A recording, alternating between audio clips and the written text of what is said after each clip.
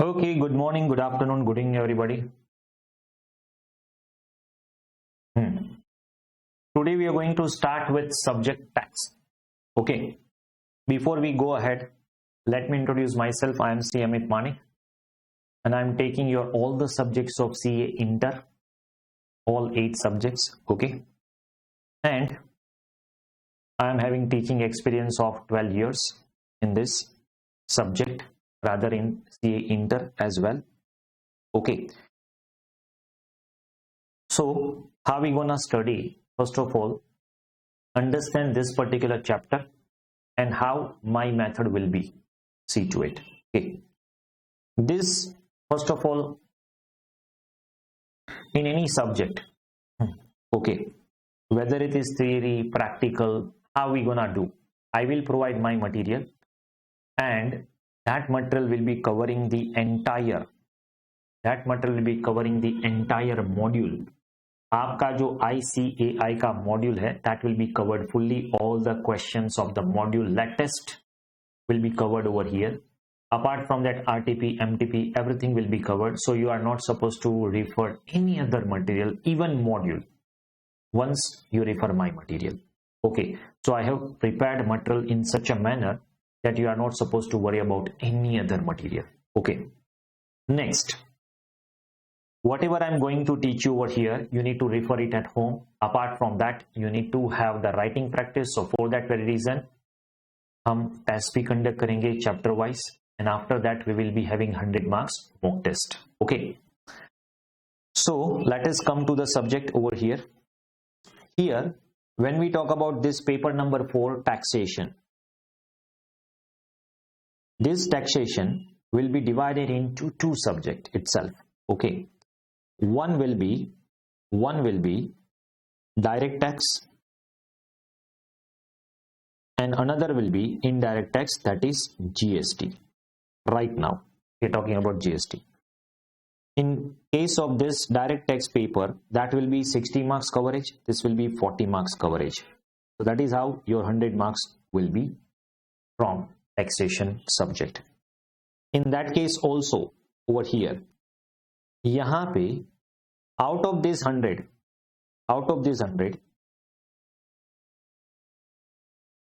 30 marks will be for descriptive, 30 marks will be for MCQ.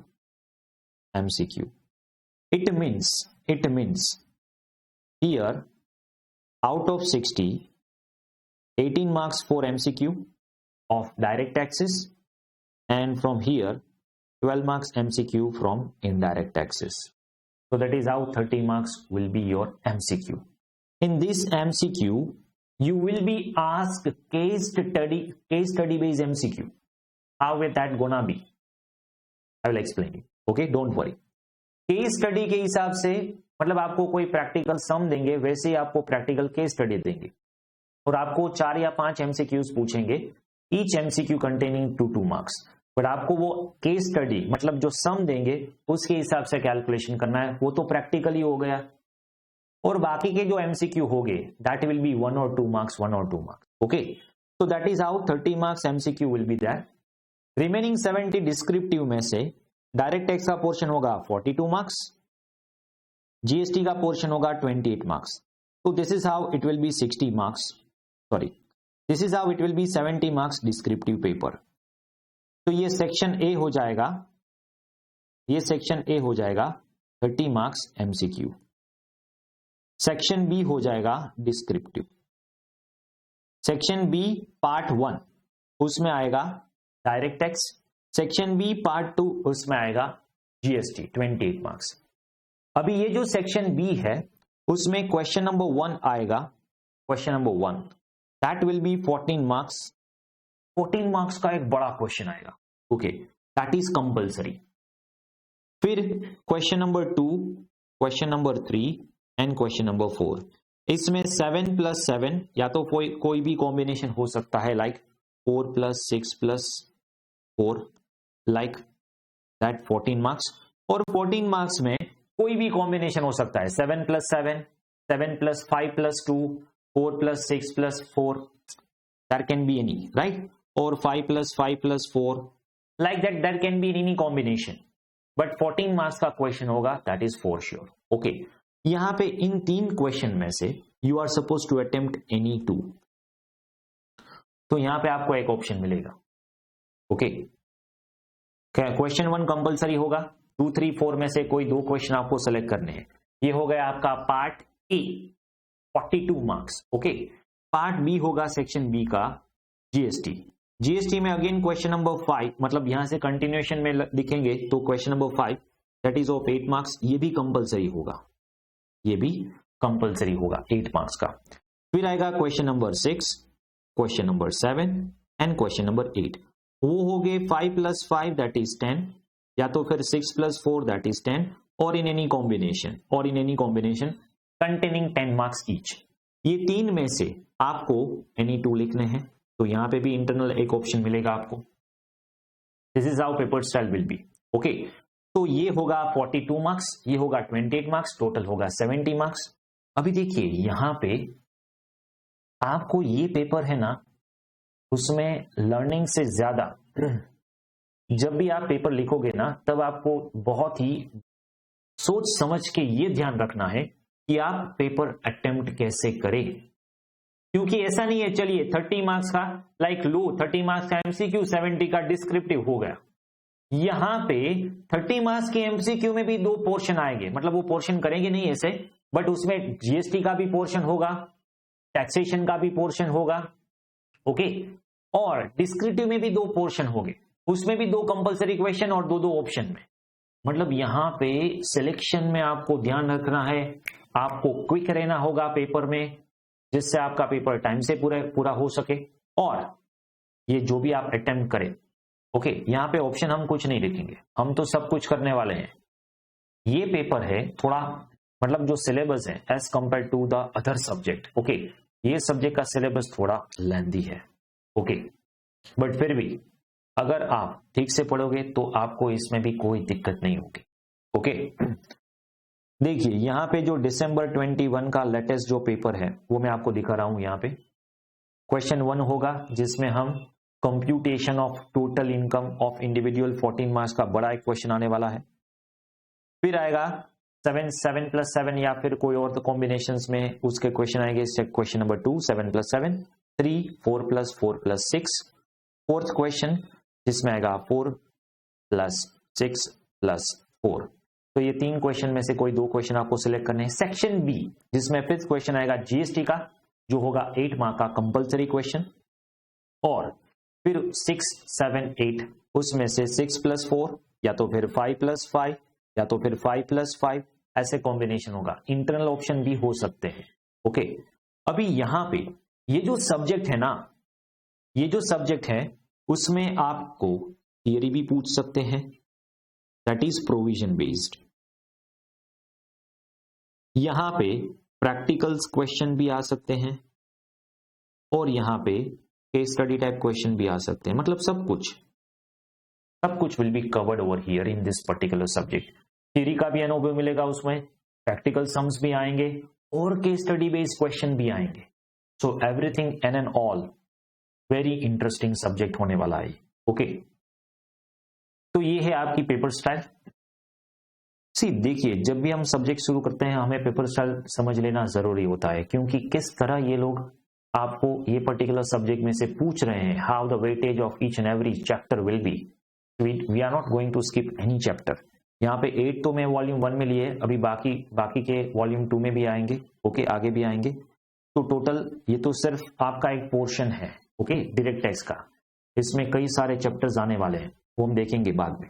Okay, तो ये है आपका सब्जेक्ट का मार्क्स वाइज वेटेज बराबर पेपर स्टाइल। अभी ये टैक्स का बेसिक, अभी देखिए चैप्टर नंबर 1 ले रहे हैं हम, इसमें कई सारे चैप्टर आएंगे। लाइक बेसिक कंसेप्ट में हम पहले टैक्स को पढ़ेंगे कि टैक्स क्या है। ओके, फिर उसमें रेसिडेंशियल स्टेटस एग्जेम्पशन और 5 हेड्स ऑफ इनकम आएंगे। ये सब क्या है आपको पता चल जाएगा धीरे धीरे ग्रेजुअली। ओके, फिर वॉल्यूम 2 में set of, clubbing, deduction, TDS, computation of total income, ऐसे कई सारे चैप्टर्स आएंगे। तो वो हो गया आपका 60 मार्क्स का टैक्स। फिर जीएसटी में 10 चैप्टर अलग से आएंगे। तो ओवरऑल सर हमें ये बता दीजिए हमें कितने चैप्टर इस पर्टिकुलर सब्जेक्ट में पढ़ने होंगे। So overall according to me around 25 to 26 chapter आएंगे आपको। ओके, इसलिए मैं बोलता हूं ये ग्रुप 1 का बहुत ही लेंथी सब्जेक्ट है बट बहुत ही इंटरेस्टिंग सब्जेक्ट है। ओके, और फ्यूचर में आप after becoming a chartered accountant ये आपको बहुत ही काम लगने वाला है, क्योंकि कोई भी टैक्स रिटर्न अगर आप भरने जाओगे तो इसका पूरा नॉलेज आपको होना चाहिए। ओके, चलिए, हमारे लिए असेसमेंट ईयर 22-23 एप्लीकेबल है अभी फॉर May 22 अटेम्प्ट और November 22 अटेम्प्ट। ओके, दोनों अटेम्प्ट के लिए असेसमेंट ईयर 22-23 एप्लीकेबल है। ओके, ये असेसमेंट ईयर क्या है आगे देखेंगे हम। पहले तो समझिए, अभी देखिए from exam point of view ये चैप्टर में से आपको बहुत कम पूछते हैं, but for understanding the depth of the subject और आगे जाके इस सब्जेक्ट का जो आपको लॉजिकली इंपॉर्टेंस समझना है वो आपको इस चैप्टर में समझना आएगा। ये बेस है, अगर ये आपको क्लियर है ना तो आगे जाके आपको चैप्टर में बहुत ही आसानी होने वाली है। ठीक है, तो बेसिक कंसेप्ट ऑफ टैक्स जो है उसमें पहले तो ये समझिए टैक्स होता क्या है। You very well know this, what do you mean by tax, right. पर टैक्स चार्ज क्यों करते हैं, वाई गवर्नमेंट चार्जेस टैक्स।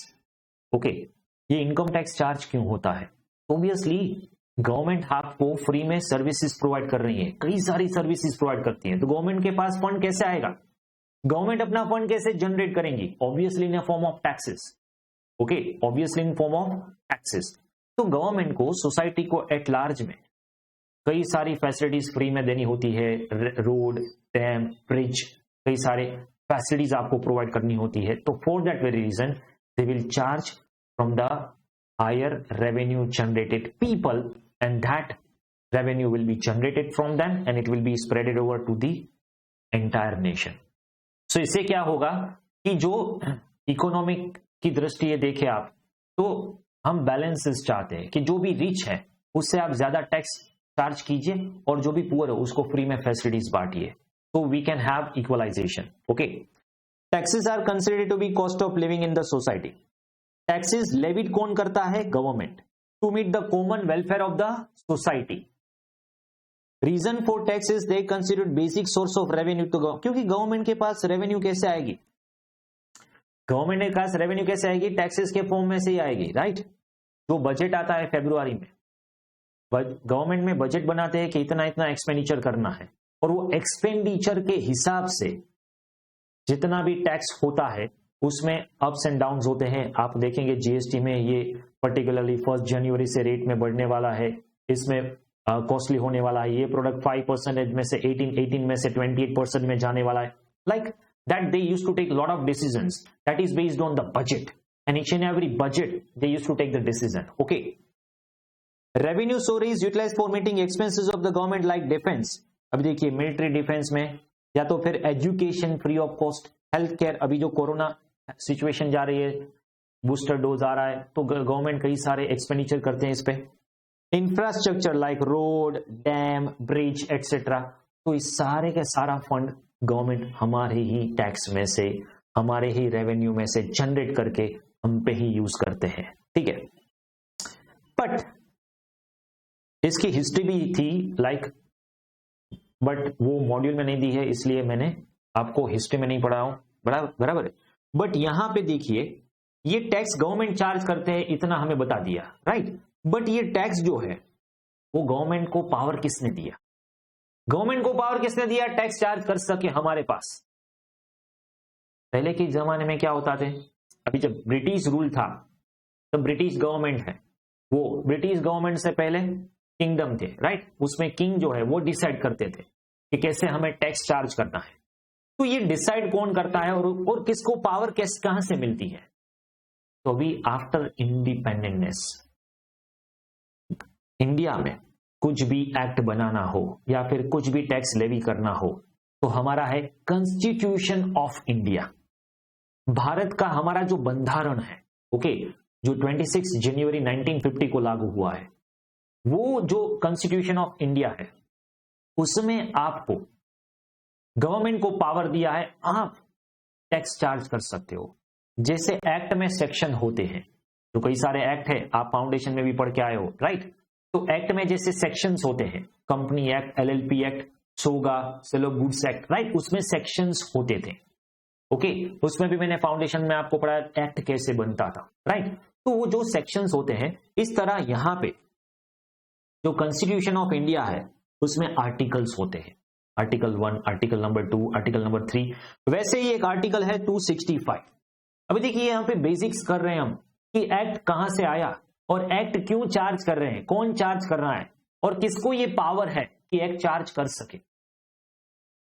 और यहां पे देखिए जितना भी मैं डेप्थ में आपको ले जाऊंगा आपको उतना डेप्थ में समझना है। अगर आपको ये कंसेप्ट डेप्थ में क्लियर होगा तो उसकी एप्लीकेबिलिटी ओके ग्रेजुअली आपको क्लियर होगी। और ये आपको ये फर्स्ट लेक्चर में पता नहीं चलेगा, आपको इसके लिए 3-4 लेक्चर को पहले ये चैप्टर को पूरा कंसेप्चुअली लर्न करना होगा। और जब मैं ये प्रैक्टिकल में पहुंचूंगा, ये चैप्टर नंबर 1 का जो प्रैक्टिकल होगा वहां पे आप पहुंचोगे तब आप समझोगे कि मैं ये क्यों पढ़ा रहा हूं और ये सारी की सारी प्रोविजन इन डेप्थ क्यों लर्न कर रहे हैं, ठीक है। तो ग्रेजुअली वो समझ में आएगा। तो हैव पेशेंस। और ये पर्टिकुलर सब्जेक्ट को समझने के लिए आपके पास पेशेंस होनी चाहिए, ठीक है। ऐसा नहीं है चलिए अकाउंट में हमने कर दिया, ये मैंने आपको फॉर्मेट दे दिया फाइनेंशियल स्टेटमेंट का और ऐसे ही हम वन बाय वन सम करते गए फॉर्मेट के और आपका सम अकाउंट्स होता गया। टैक्स में ऐसा नहीं होगा, ठीक है। पहले टैक्स में आपको प्रोविजन पढ़ना होगा, ओके। मैं आपको पहले प्रोविजन पढ़ाऊंगा, प्रोविजन का लॉजिक दूंगा, कंसेप्ट दूंगा, फिर उसके बाद जाके हम वो प्रोविजन का एक्चुअल में एप्लीकेशन कैसे होता है, सम कैसे कैलकुलेट करते हैं वो करेंगे। बट ऐसे ही डायरेक्टली मैं आपको नहीं बता सकता चलिए ये सम कर दीजिए, आप बोलेंगे प्रोविजन कहां से आया, ओके। तो यहां पे थोड़ी पेशेंस रखनी होगी आपको।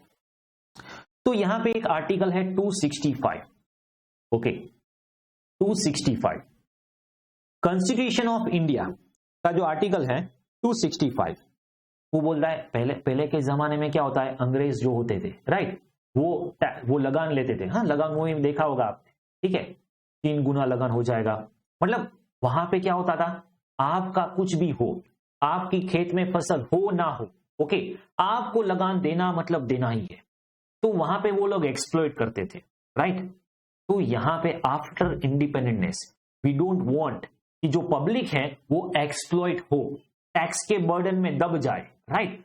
इसीलिए ये कॉन्स्टिट्यूशन बनाया गया है कि यूनिफॉर्मिटी हो, ओके। जो भी हमारे पास्ट में हमने जो भी हिस्ट्री में देखा वो रिपीट ना हो, इस हिसाब से कॉन्स्टिट्यूशन बनाया गया, ओके। और वो जो कॉन्स्टिट्यूशन बनाया है, ठीक है, उसमें आर्टिकल 265 में क्या लिखा है देखिए। आर्टिकल प्रोहिबिट करता है कि आप आर्बिट्ररी कलेक्शन नहीं कर सकते टैक्स का। मतलब अभी मोदी जी आए और आपको बोल दे 50% टैक्स कल से लागू हो जाएगा, ऐसा नहीं हो सकता। खुद मोदी जी भी आपको ये नहीं कह सकते कि चलिए 50% टैक्स दे दीजिए आप, even if is the prime minister. Even president आके भी नहीं बोल सकते, no no no no, you can not, you do not have the power. Even if you are a prime minister of India, you do not have the power कि आप ऐसे ही हैफेजार्डली tax करके बता दीजिए कि चलिए 30% टैक्स दे दीजिए, 50% टैक्स दे दीजिए, ऐसा नहीं होता। इसके लिए ये आर्टिकल में पूरी प्रोसेस दी है। क्या? It state that no tax shall be levied और collected except by authority of law. मतलब कि कोई भी टैक्स अगर आप कलेक्ट करना चाहते हैं, कोई भी गवर्नमेंट हो, अगर आप टैक्स कलेक्ट करना चाहते हैं तो पहले आप उसका एक्ट बनाइए, उसका लॉ बनाइए, और लॉ बनाने के बाद वो लॉ कैसे बनता है वो मैं आपकी प्रोसेस वापस से समझाऊंगा। यहां पे लॉ में भी पढ़ेंगे और टैक्स में भी पढ़ेंगे कि लॉ मेकिंग की प्रोसेस कैसे होती है। बट देखिए, अगर आपको इनकम टैक्स चार्ज करना है कोई भी इनकम होल्डर के पास से, एसएससी के पास से, टैक्स पेयर के पास से, तो आप ये टैक्स चार्ज कर सकते हो वाया लॉ, मतलब वाया कोई एक्ट होना चाहिए, कोई लॉ होना चाहिए। इस हिसाब से बनाया गया income tax act 1961। Yes sir, आपने बोला कॉन्स्टिट्यूशन में बोला है, कॉन्स्टिट्यूशन आया 1950 को, इनकम टैक्स बनाया 1961 में। ऐसा क्यों? 11 ईयर के बाद उन्होंने टैक्स कलेक्ट करना शुरू किया? नहीं, आपने तो बोला अंग्रेजों के जमाने से, अंग्रेजों तो छोड़िए, किंगडम के जमाने से टैक्स चार्ज करते आ रहे हैं, ओके। मतलब वो डिफरेंट काइंड ऑफ टैक्स था। अभी ब्रिटिश रूल में जो टैक्स चार्ज हुआ इनकम के ऊपर टैक्स, वो पहले 18th सेंचुरी में लॉन्च हुआ, ओके। तो अंग्रेजों के जमाने में टैक्स था तो फिर 61 में ही क्यों? उससे पहले का एक्ट था इनकम टैक्स एक्ट 1922। 22 में जो एक्ट आया था वो ब्रिटिश गवर्नमेंट ने बनाया था। इंडिपेंडेंट होने के बाद भी हमने वही एक्ट कंटिन्यू रखा। वैसे तो हमने कई सारे एक्ट वैसे ही कंटिन्यू रखे, आपने फाउंडेशन में देखा होगा।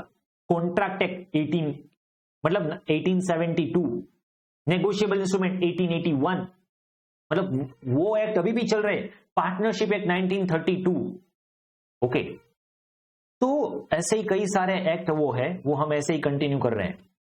तो 1922 का जो इनकम टैक्स था which is prepared by under the British government law, right, उसको मॉडिफाई करने की जरूरत लगी जब 56 में कंपनीज एक्ट आया और फिर 59 में कई सारे कमिटीज ने रिकमेंडेशन किया कि अभी जो 1922 का जो इनकम टैक्स है वो हमें रिमूव करने की जरूरत है, उसकी जगह कोई नया एक्ट आने की जरूरत है। इसलिए हमने लिया है income tax act 1961 that is applicable from 1 April 1962।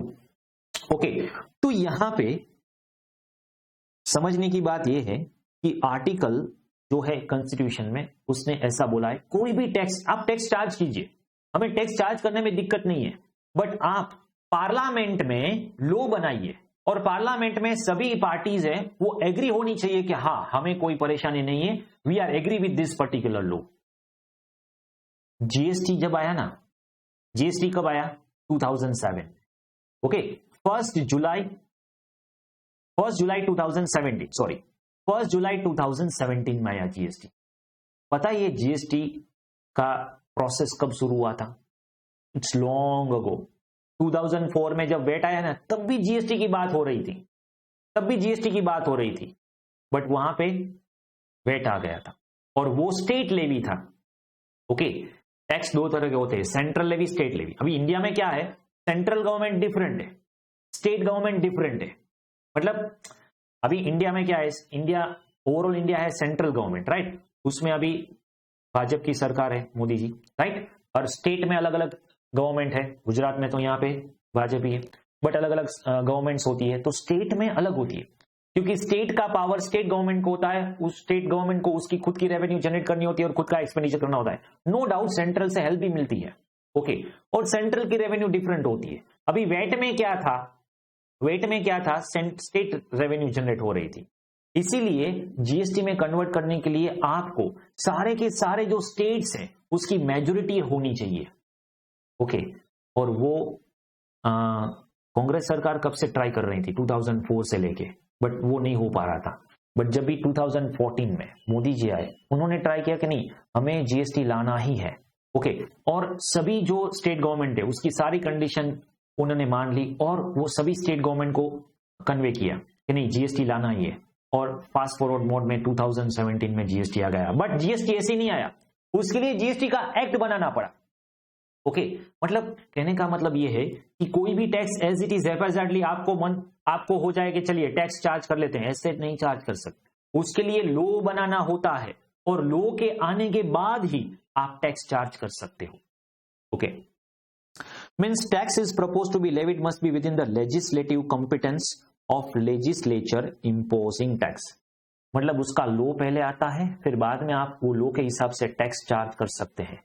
GST act आया, उसमें state GST, central GST, IGST सभी का 2017 में एक्ट आया, और उसके बाद जाके गवर्नमेंट जीएसटी कलेक्ट कर पा रही है। ओके, तो कोई भी टैक्स ले लीजिए आप, एक्साइज हो, एक्साइज तो अभी ठीक ही चला गया, बट फिर भी अभी फ्यू प्रोडक्ट्स पे ऊपर है, इंपोर्ट एक्सपोर्ट ड्यूटी है, कस्टम ड्यूटी है, इनकम टैक्स है, तो कोई भी टैक्स हो उसके लिए पहले एक्ट आएगा, लॉ आएगा, और उस लॉ के हिसाब से ही आप टैक्स चार्ज कर सकते हो। हैफेजर्डली आप टैक्स चार्ज नहीं कर सकते। तो ये दिया है आर्टिकल नंबर 265 में। Okay, article 245, article 245 power enacting law is conferred to parliament. जब भी हम पार्लियामेंट बोलेंगे, ओके, तो पार्लियामेंट जो है that is applicable to all over India. Okay, जब पार्लियामेंट कोई भी डिसीजन लेंगे तो उसमें भाजपा सरकार के भी सब आ जाएंगे, लेजिस्लेचर और कांग्रेस सभी पार्टी के आ जाएंगे, और पार्लियामेंट जो होती है उसमें सभी पार्टी मेजोरिटी एग्री होती है और फिर बाद में उसका रेजोल्यूशन पास होता है। Okay, on the legislature of state by article 265 subject to provision of this constitution parliament में make laws for the whole. और अभी देखिए, जब भी पार्लियामेंट लॉ बनाएगा, इसका मैं आपको डिटेल में डिस्कशन करूंगा। लॉ में पार्लियामेंट में कौन कौन से पर्सन आएंगे, स्टेट में कौन से आएंगे, स्टेट लेजिस्लेशन में कौन होंगे, वो सब हम लॉ में पढ़ेंगे डिटेल में। Okay, so don't worry. तो आपको इतना याद रखना है, पार्लियामेंट है वो पूरे इंडिया का लॉ बनाता है, और जो स्टेट है, स्टेट लेजिस्लेचर, वो पर्टिकुलर स्टेट का। अभी देखिए, यहां पे गुजरात में कोई भी लॉ है तो गुजरात का स्टेट लेजिस्लेचर है उसका। अभी गुजरात में क्या है कि ड्राई स्टेट है, ओके, लीकर बैन है, तो वो गुजरात में ही चलेगा, अभी बॉम्बे में नहीं चलेगा। ठीक है, क्यों? क्योंकि वहां पे महाराष्ट्र स्टेट में वो बैन नहीं है, राइट। तो स्टेट लेजिस्लेचर जैसा बोलता है, state legislature can make the law for a particular state, जबकि parliament can make law for entire India. Okay, no law made by parliament shall be deemed to be invalid on ground it would have extra territorial operation. और parliament ने अगर law बनाया, वो उसका जो law है वो पार्लियामेंट एक्स्ट्रा टेरिटरी में भी अप्लाई कर सकते हैं। मतलब कि पार्लियामेंट का लॉ कहीं भी इंडिया के स्टेट में भी लागू हो सकता है, और एक्स्ट्रा टेरिटरी माने जो एरिया होता है, लाइक उसमें आइलैंड भी आ जाएंगे, अंडमान निकोबार टापू, सब कुछ कवर अप हो जाएगा। ओके, और वो इंडियन पर्सन को आउटसाइड इंडिया भी एप्लीकेबल हो सकता है। Okay, next article 246। अभी देखिए, ये सब आर्टिकल हम क्यों पढ़ रहे हैं? We are just getting the introduction के टैक्स का जन्म कहां से हुआ है, मतलब टैक्स क्रिएट करने का पावर किसने दिया है। ओके, और वो कहां पे लिखा हुआ है। We want a proof in writing, okay, कि कहां पे लिखा है कि आप टैक्स चार्ज कर सकते हो। Okay, government can charge a tax, okay, government can make a law, तो वो यहां पे लिखा है, कॉन्स्टिट्यूशन में लिखा है, and we are bound by all the. तो सर ये कॉन्स्टिट्यूशन किसने बनाया? हम ही लोगों ने बनाया कॉन्स्टिट्यूशन अल्टीमेटली, मतलब अम्बेडकर जी ने बनाया है, बट अल्टीमेटली वो जब कॉन्स्टिट्यूशन बना था तब हम ही ने जो पार्टी इलेक्ट की वही पार्टी ने कॉन्स्टिट्यूशन बनाया, तो obviously ultimately that is by support of all of us that is prepared. Okay, तो आर्टिकल 246 में क्या बताया? आर्टिकल 246 जो है, ओके, उसमें 7th शेड्यूल है, 7th, उसमें लिस्ट 1, लिस्ट 2 और लिस्ट 3 दिया है। अभी जो लिस्ट 1 है, जिसमें ऐसा लिखा है कि ये लिस्ट के अंदर जो भी एंट्री आती है उसमें सिर्फ पार्लियामेंट का राइट होता है कि वो लॉ बनाए।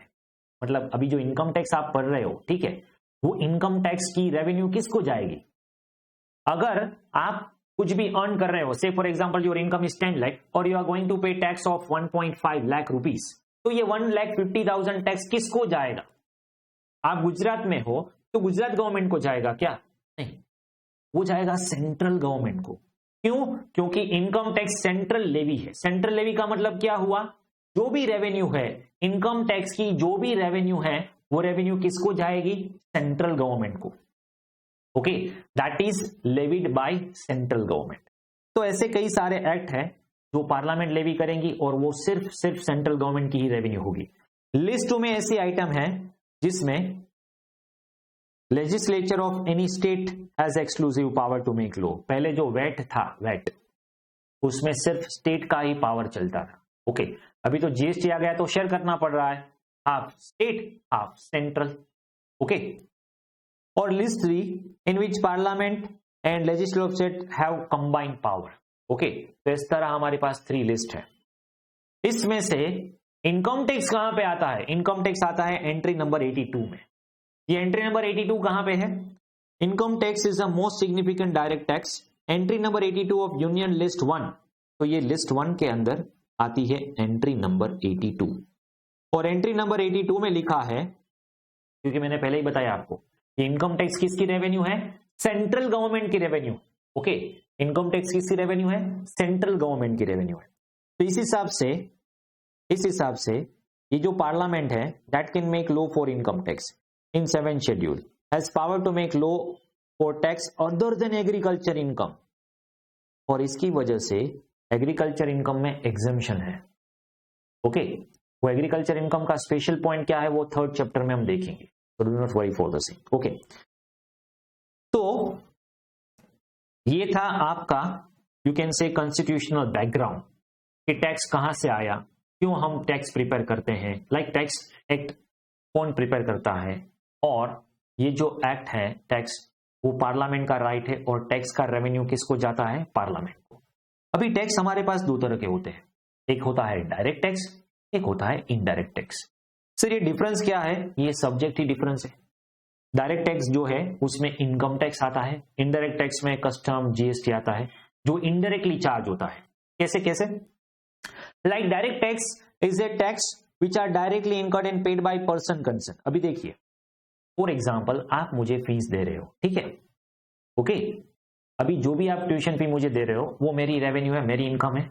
अभी मेरी जो रेवेन्यू जितनी भी होगी पर एनम, एनम क्यों, क्योंकि अकाउंटिंग तो पूरे साल का ही होता है, ठीक है, और आप ये पर्टिकुलर ईयर एंड होने के बाद ही मुझे पता चलेगा मुझे मेरी कितनी इनकम या मेरा कितना प्रॉफिट हुआ है, और उसके हिसाब से मुझे टैक्स पे करना है. तो मेरी इनकम के ऊपर मैं खुद ही टैक्स पे करूंगा. Obviously I can not shift my burden of income tax to you कि चलिए मेरे इनकम टैक्स मेरे स्टूडेंट पे कर देंगे, ऐसा तो नहीं होता है, राइट. तो मेरी इनकम है उसमें मुझे ही टैक्स भरना होता है. ओके, एग्जाम्पल है इनकम टैक्स, अभी वेल्थ टैक्स तो निकल गया है, इनकम टैक्स, ओके, इनकम और वेल्थ के ऊपर होता है बट वेल्थ टैक्स तो रिमूव हो गया है. और इनडायरेक्ट टैक्स क्या है, indirect taxes are paid by one person but the same is recovered from the other person. तो अभी देखिए आप कुछ भी प्रोडक्ट या कुछ भी सर्विसेज परचेज करोगे तो उसमें जीएसटी होगा. ओके, कोई भी प्रोडक्ट देख लीजिए, आप इनवॉइस देखिए उसमें जीएसटी होगा. तो यहां पे आप कोई भी product, see as a student whether you are paying direct tax और not, you are from birth paying indirect taxes. Indirect tax ऐसा टैक्स है जो बर्थ से लेकर डेथ तक सब जगह पे आप पे करते हो, सब जगह पे आप पे करते हो. ओके, क्योंकि कुछ भी एक्सपेंडिचर किया, कोई भी प्रोडक्ट आपने यूज की, वो प्रोडक्ट में टैक्सेस इंक्लूसिव है. इसका मतलब ये हुआ कि ये जो इनडायरेक्ट टैक्स है वो प्रोडक्ट और सर्विसेज के ऊपर होता है. यस, किसके ऊपर होता है, impose on purchase, sale, manufacture और प्रोविजन ऑफ सर्विसेज, जिसको जीएसटी में बोलते हैं हम सप्लाई. क्या बोलते हैं, सप्लाई, वो जीएसटी में आएगा. ओके, तो यहां पे क्या होता है, गुड्स और सर्विस के ऊपर जो टैक्स होते हैं which is paid by one collected by the other, buyer उसको पे करता है, सेलर उसमें से कलेक्ट करता है, और सेलर वो गवर्नमेंट को टैक्स पे करता है. यहां पे फॉर एग्जांपल अगर मैं आपसे फीस चार्ज करूं विथ जीएसटी, तो मैं जीएसटी अल्टीमेट कंज्यूमर जो आप है उसके पास से चार्ज करूंगा, और वो गवर्नमेंट के बिहाफ पे मैं आपसे कलेक्ट करूंगा और गवर्नमेंट को दे दूंगा. तो that is how indirect tax work, और इसीलिए उसको बोलते हैं इनडायरेक्ट टैक्स. इसमें कस्टमर को डायरेक्ट बर्डन नहीं आता है, कस्टमर को तो पता भी नहीं होता है कि वो टैक्स पे कर दिया. आप दिन में सोचिए कितनी सारी प्रोडक्ट्स यूज करते हैं जिसमें आप जीएसटी पे करते, आपको भी खुद पता नहीं है कि आपने वो जीएसटी पे किया हुआ है. ओके, आप तो ऐसा सोचते हो ये पर्टिकुलर सोप मैंने परचेज किया, ये पर्टिकुलर पेंसिल या पेन मैंने परचेज की, उसकी प्राइस 10 है, बट 10 में आपने पहले से ही 2 रुपीज तो टैक्स दे रखा है. ओके, पेन की प्राइस तो आप सिर्फ 8 रुपीज पे कर रहे हो, राइट. तो ऐसे इनडायरेक्ट टैक्स होता है. यहां पे डायरेक्ट टैक्स में आप अपना बर्डन किसी को शिफ्ट नहीं कर पाते. मतलब अगर मेरा इनकम टैक्स है तो मैं ऐसा नहीं बोलता मेरा स्टूडेंट इनकम टैक्स पे कर देंगे, मेरे कस्टमर इनकम टैक्स पे कर देंगे, मेरे क्लाइंट इनकम टैक्स, वो तो मेरा इनकम टैक्स है, मुझे ही भरना है. I can not shift my burden of direct tax to somebody else. जबकि इनडायरेक्ट टैक्स का जो बर्डन है वो शिफ्ट हो सकता है. ऑब्वियसली अगर मैं कोई प्रोडक्ट बेच रहा हूं, ठीक है, for example I am selling this calculator, okay, तो ये कैलकुलेटर की जो भी प्राइस है 200 रुपीज, तो 200 रुपीज जो कैलकुलेटर प्राइस है उसमें मैं 18% जीएसटी चार्ज करके टोटल 236 प्राइस दूंगा. इसका मतलब ये 36 कस्टमर ने पे किए वो टैक्स के थे. हाँ, मेरा जो रेवेन्यू है 200 का वो मैं रख लूंगा, और 36 जो आपसे मुझे मिला वो 36 मैं गवर्नमेंट को दे दूंगा. तो आप सोच रहे हो आपको कैलकुलेटर मिला 236 में, बट उसमें से 36 तो जीएसटी था. तो यहां पे shifting of burden is possible. Yes, okay. तो इसका मतलब ये हुआ कि टैक्स है वो पर्सन अपनी इनकम के ऊपर टैक्स पे करता है, जबकि इट इज यहां पे collected by time of sale और परचेज ऑफ रेंडरिंग सर्विसेज। यहां पे जब ईयर एंड होगा तब टैक्स पे करेंगे, यहां पे सेल और परचेज पे होगा। इनकम एग्जाम्पल क्या है, इनकम टैक्स एग्जाम्पल क्या है, जीएसटी और कस्टम ड्यूटी। ओके, तो टैक्स में क्या होता है, डायरेक्ट पिंच होता है आपको, मतलब कई बार आप टैक्स इग्नोर कर सकते हो, इग्नोर जानबूझ के करोगे, क्यों, क्योंकि आप डायरेक्ट टैक्स नहीं भरना चाहते। बट इनडायरेक्ट टैक्स में ऐसा होता नहीं, इसीलिए कई कंट्री कैसी होती है पता है, वो इनकम टैक्स छोड़ के इनडायरेक्ट टैक्स के ऊपर बेस करते हैं, क्योंकि उसको पता है इनडायरेक्ट टैक्स में अगर ब्लैक में नहीं हुआ और अगर व्हाइट में जनरेट हुई इनकम तो फिर वो टैक्स तो मिलने वाला है फॉर श्योर। बट इंडिया में तो उसका भी जुगाड़ कर लेते हैं हम, राइट। ब्लैक में परचेस किया, ब्लैक में सेल किया, बुक्स में रिकॉर्ड ही नहीं किया, ऐसा नहीं चलेगा, ठीक है। तो यहां पे दो तरह की टैक्स होते हैं, डायरेक्ट टैक्स, इनडायरेक्ट टैक्स। यहां पे 60 मार्क्स का ये पेपर आएगा, 40 मार्क्स का ये पेपर आएगा, इन दोनों को मिला के 30 मार्क्स की एमसीक्यू होगी, 70 मार्क्स का डिस्क्रिप्टिव होगा। मैंने आपको समझा दिया है, ठीक है। तो अभी अब तक हमने जो भी किया वो सिर्फ इंट्रोडक्शन था ये सब्जेक्ट का, क्योंकि ये सब्जेक्ट नया है। देखिए कई बार आप फाउंडेशन या फिर बीकॉम में करके आओगे तो अकाउंटिंग आपका पुराना सब्जेक्ट है, वो आपको पता है क्या है, अकाउंटिंग एंट्रीज क्या है, जर्नल क्या है, वो आपको पता होगा। फाइनेंशियल स्टेटमेंट आप करके आए हो तो वो आपको बेसिक्स पता है। बट ये जो सब्जेक्ट है टैक्स, ओके, वो आपके लिए पहली बार सब्जेक्ट आया है, इसलिए पहले आपको ये सब्जेक्ट का इंट्रो होना चाहिए, आपको पता होना चाहिए कि ये सब्जेक्ट क्या है। ओके, अभी ये सब्जेक्ट शुरू हो रहा है, अब तक जो भी मैंने आपको पढ़ाया, ठीक है, वो सिर्फ इंट्रोडक्शन था। बहुत बढ़िया, बहुत लंबा इंट्रोडक्शन चला, राइट, बट इतना जरूरी था। चलिए अभी list the component, element, ingredient और sources of income tax law. अभी देखिए, एक है लॉ, एक है एक्ट, बताइए डिफरेंस क्या है। एक है लॉ, एक है एक्ट, डिफरेंस क्या है, इन दोनों में क्या डिफरेंस है, कुछ अंतर है उसमें। आप लॉ बोले, आप एक्ट बोले, क्या फर्क पड़ता है। इफ आई से इनकम टैक्स लॉज और इफ आई से इनकम टैक्स एक्ट, तो मुझे ये बताइए उसमें कोई डिफरेंस होगा।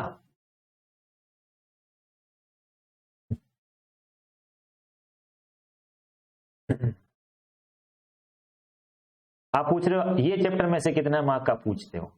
अभी देखिए यहां पे एग्जाम पॉइंट ऑफ व्यू से आप मत सोचिए, ओके, एक आध दो बार ही क्वेश्चन पूछे इसमें से, बाकी इसमें से क्वेश्चन नहीं पूछते, राइट।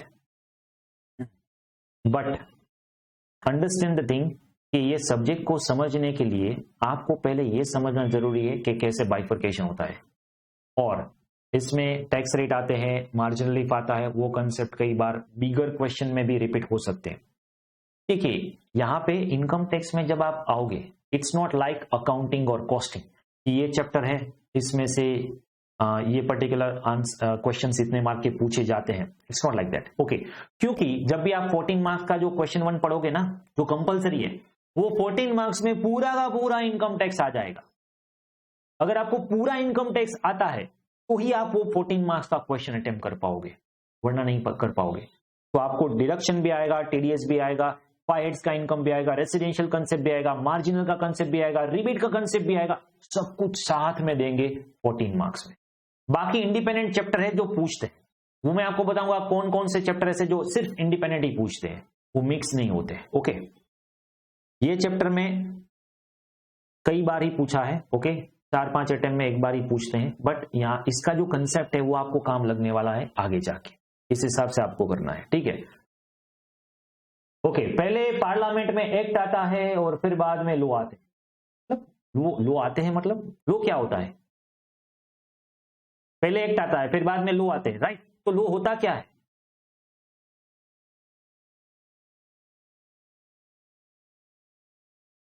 ओके। देखिए इनकम टैक्स आ गया, ठीक है, इनकम टैक्स एक्ट 1961, उससे पहले 22 का था, अभी इनकम टैक्स 1961 है, ठीक है। चलिए, तो वो एक्ट है इनकम टैक्स एक्ट। तो लॉ क्या है, व्हेन आई से इनकम टैक्स लॉ, देखिए समझिए, after becoming a chartered accountant आपके पास दो मेजर प्रैक्टिस है। वैसे तो कई सारी प्रैक्टिस है, ऑडिट में भी वही बोलता हूं कि ऑडिट आपका मेन सब्जेक्ट ग्रुप 2 का जो है, उसमें आप ऑडिट मतलब after becoming a chartered accountant you are going to do an audit. कई तरह के ऑडिट करोगे आप, या तो फिर टैक्सेशन में आओगे, इसमें टैक्स के रिटर्न फाइल करोगे, टैक्स ऑडिट करोगे, ऐसे कई सारे कंसेप्ट टैक्सेशन के आएंगे। अभी अगर आपको रिटर्न फाइल करना है, बीइंग ए आर्टिकल असिस्टेंट, चलिए आप सीए स्टूडेंट हो और आपके कोई रिलेटिव आके आपको पूछे तू सीए स्टूडेंट है, हाँ तो मेरा रिटर्न फाइल कर देना, तो रिटर्न फाइल करने के लिए आपको कितना कितना लो पढ़ना होगा। मतलब सिर्फ आप इनकम टैक्स एक्ट पढ़ लो तो फिर क्या रिटर्न फाइल कर सकते हो? नहीं। क्यों? क्योंकि एक्ट में सिर्फ प्रोविजन लिखा है और एक्ट तो आया 1961 में। तो अभी जो एवरी ईयर रेट में चेंज होते हैं, एवरी ईयर रेट में चेंज होते हैं, वो कहां से आते? सर वो तो बजट में आते, मतलब बजट में आते हैं। वो फरवरी में बजट आता है, इतना पता है, बजट कुछ पता है, फरवरी में बजट आता है, फिर अमेंडमेंट आते हैं, फिर एनालिसिस आता है कि ये बजट के बाद इतनी प्रोडक्ट कॉस्टली हो जाएगी, टैक्स रेट ये चेंज होगा, टैक्स रेट में ये बेनिफिट देंगे, वो बेनिफिट देंगे। तो बजट में फाइनेंस बिल हो, फाइनेंस एक्ट आता है। क्या आता है? Finance act. और वो finance act income tax act को अमेंड करता है। ओके, तो इसका मतलब ये हुआ एवरी ईयर जो हम टैक्स के रेट कैलकुलेट करते हैं वो कहां से लेंगे? हम फाइनेंस एक्ट में से। ओके, ये इनकम टैक्स का जो प्रोविजन है वो कहां से लेंगे? इनकम टैक्स एक्ट में। ओके, फिर जब जो हम रिटर्न फाइल करेंगे तो रिटर्न का फॉर्मेट कहां पे दिया होगा? Rules regulation. परक्विजिट कैसे कैलकुलेट करेंगे? Rules regulation. मतलब कि जो आप लो बोलोगे ना, लो, इनकम टैक्स लो, इसमें income tax act, income tax का रूल्स, रेगुलेशन, नोटिफिकेशन, सर्कुलर, सब कुछ आ जाएगा। माने एक ब्रांच नहीं, पूरा का पूरा इनकम टैक्स जो भी रिलेवेंट है वो आपने पढ़ लिया, और तब जाके आप इनकम टैक्स की प्रैक्टिस कर सकते हो, तब जाके आप टैक्स ऑडिट कर सकते हो। ओके, सिर्फ एक्ट पढ़ने से कुछ नहीं होगा। एक्ट मेन है, बट उसके साथ साथ आपको उसके रूल्स, उसके regulation, notification, circular, finance act, case study, सब कुछ पढ़ना होगा। और उसको बोलते हैं ingredients of income tax laws. समझ में आया डिफरेंस? मतलब लो बड़ा या एक्ट बड़ा? सर लो बड़ा। क्यों?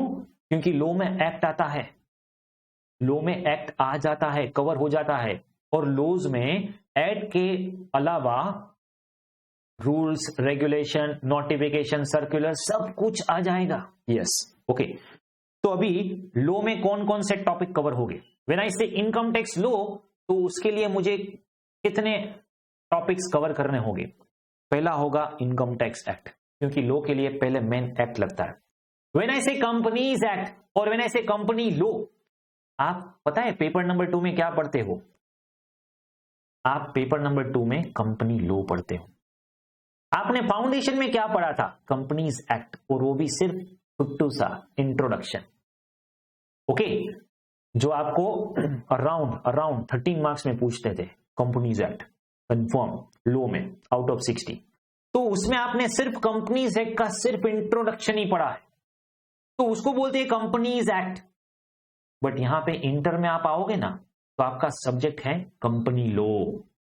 मतलब सिर्फ आपको कंपनीज एक्ट नहीं पढ़ना है, कंपनीज एक्ट, कंपनीज रूल्स, और वो रूल्स में जो भी केस स्टडीज आएंगे सब कुछ पढ़ोगे आप। तो लो है वो बहुत बड़ा होता है, उसमें एक्ट, रूल्स, रेगुलेशन सब कुछ कवर होता है। Are you getting this? Okay, if you have any doubt, okay, you can stop at that point of time and you can ask me a doubt. Okay, चलिए, is this clear to everybody? Okay, जो मैंने पहले भी आपको बताया कि ये जो सब्जेक्ट है बहुत ही भारी सब्जेक्ट है, उसके लिए आपको थोड़ी पेशेंस रखनी होगी। ये सब्जेक्ट क्या है, समझ में धीरे धीरे धीरे आएगा, स्टेप बाय स्टेप। ओके, ये ऐसा सब्जेक्ट है आपको धीरे धीरे धीरे धीरे धीरे धीरे चबाना है। ये ऐसे ही आसानी से समझ में आने वाला नहीं है, बट एक बार आपने ये इंस्टॉलमेंट में धीरे धीरे धीरे धीरे धीरे धीरे करके ये सब्जेक्ट को समझ लिया ना, तो फिर आपको दिक्कत नहीं होने वाली है लॉन्ग लास्टिंग कभी भी। और ये सब्जेक्ट अब आपका पीछा नहीं छोड़ने वाला। जब तक आप सीए से कनेक्टेड हो, ये आपको आएगा ही आएगा। इंटर में, फाइनल में, after becoming a chartered accountant, practice में, जॉब में, सब जगह पे आने वाला है। ओके, तो इसको समझ के करना बहुत ही आवश्यक है, ऐसे ही आप नहीं कर सकते। और इसी हिसाब से अभी लेटेस्ट ट्रेंड देखे ना, ओके, तो इन्होंने पास्ट 2 to 3 अटेम्प्ट्स मैंने देखा, ये सब्जेक्ट पे इतना कॉर्नरिंग कर रहे हैं, इतना कॉर्नरिंग कर रहे हैं। ओके, क्योंकि ये सब्जेक्ट में इतना कॉर्नरिंग पॉसिबल भी है। अकाउंट में, कॉस्टिंग में tough up to some extent हो सकता है, बट ये सब्जेक्ट में आप जितना भी कॉर्नरिंग करना चाहे ना, हो सकता है। अगर इंस्टीट्यूट बोले हमें इंटर के 8 पेपर में से एक ऐसा टफेस्ट पेपर बनाना है, तो आप वो सब्जेक्ट सोच लिए कहां से बना सकते हो। ये वो सब्जेक्ट है, ये वो सब्जेक्ट है जिसमें आपको इजी मोस्ट से लेके टफेस्ट तक रेंज हो सकती है। ऐसा नहीं है टफ ही आएगा, मतलब आपको प्रिपरेशन टफ करनी होगी तो आपको पेपर इजी लगेगा। क्योंकि अल्टीमेटली ये जो मैं बुक देने वाला हूं, इसमें से बाहर का एक वर्ड भी नहीं आने वाला है। आई गारंटी, आई चैलेंज, बराबर। बट ये जो मैं कंटेंट दे रहा हूं ना, वो कंटेंट का बल्क इतना होगा तो आपको लगेगा इतना सारा कंटेंट करना है। बट मॉड्यूल देख लीजिए, मॉड्यूल में भी उतना ही कंटेंट दिया है। फिर कई बार क्या करते हैं स्टूडेंट, कई बार क्या करते हैं, रेफरेंस बुक लेते हैं, या तो फिर कोई फैकल्टी है वो ऐसे करा दे, शॉर्ट में करवा देते हैं। बट शॉर्ट में वो टेम्पररी काम लगेगा आपको। ओके, ऐसे ही डायरेक्ट प्रैक्टिकल करने से टैक्स नहीं आएगा आपको, और टैक्स में ही कई सारे स्टूडेंट को ये दिक्कत होती है। और इसीलिए मैं बोलता हूं कि आप उसको डेप्थ में समझेंगे ना तो परेशानी नहीं होगी। ओके, थोड़ा टाइम लगेगा समझने में, मतलब थोड़ा टाइम लगेगा प्रिपेयर करने में, but mind rest assure for the same. फिर ये सब्जेक्ट आप अपने मतलब निकाल ही नहीं सकते अपने दिल में से, इतना बैठ जाएगा ये सब्जेक्ट। ओके, चलिए, तो ये पहले आता है इनकम टैक्स एक्ट 1961। कब आया? 61 में, ऑब्वियसली। उससे पहले का एक था 1922 जो ब्रिटिश गवर्नमेंट ने बनाया था, पर वो एबॉलिश हो गया, फिर 61 आ गया। ओके, अभी इनकम टैक्स एक्ट है, इसमें टोटल 298 सेक्शंस है। और 298 सेक्शन सभी की सभी हमें पढ़नी है? नहीं नहीं नहीं, यहाँ पे एक ऐसा पोर्शन है जो हाफ आता है, लाइक लो में क्या 1 से लेके 140 सेक्शन तक ही पढ़ना है, बाकी का आप आगे का कहां पढ़ोगे? फाइनल में। वैसे ही इनकम टैक्स में 2 प्रोपोर्शन होते हैं, एक एसएससी के साइड और एक इनकम टैक्स डिपार्टमेंट के साइड। मतलब ये जो आप इनकम टैक्स कैलकुलेट करते हो, ओके, वो कैलकुलेट कैसे करते हो? मेरी जो भी इनकम है उसको मैं 5 हेड्स में डिवाइड कर दूंगा, जो भी मेरी इनकम है उसको मैं 5 हेड्स में डिवाइड कर दूंगा, ठीक है। और वो इनकम में से जो भी मुझे डिडक्शन मिलने वाले हैं वो डिडक्शन माइनस कर दूंगा, टैक्स कैलकुलेट करूंगा और वो टैक्स का रिटर्न में फाइल करूंगा। जब तक आप रिटर्न फाइल करोगे ना, ये है एसएससी के पॉइंट ऑफ व्यू। एक बार आपने रिटर्न फाइल कर दिया, फिर इनकम टैक्स डिपार्टमेंट उसका क्या करेंगे, इनकम टैक्स डिपार्टमेंट की प्रोसेस क्या होगी, वो सब हम फाइनल में पढ़ेंगे। तो अभी हमें क्या पढ़ना है इस लेवल पे, इंटर के लेवल पे क्या पढ़ना है कि SSC point of view. Okay, तो इसमें टोटल 14 शेड्यूल्स आएंगे। अभी जो सेक्शन है उसको समझ ले। आपने सेक्शन तो पढ़ा होगा, सेक्शन वर्ड कहीं तो लिखा होगा आपने, राइट। सेक्शन जो है, कोई भी लो, कोई भी एक्ट ले लीजिए, वो एक्ट को सेक्शन में डिवाइड करते हैं, सेक्शन 1। और मैंने आपको पहले फाउंडेशन में भी बताया, अभी यहां पे भी रिपीट कर रहा हूं, कोई भी लो में सेक्शन 1 होगी, सेक्शन 1,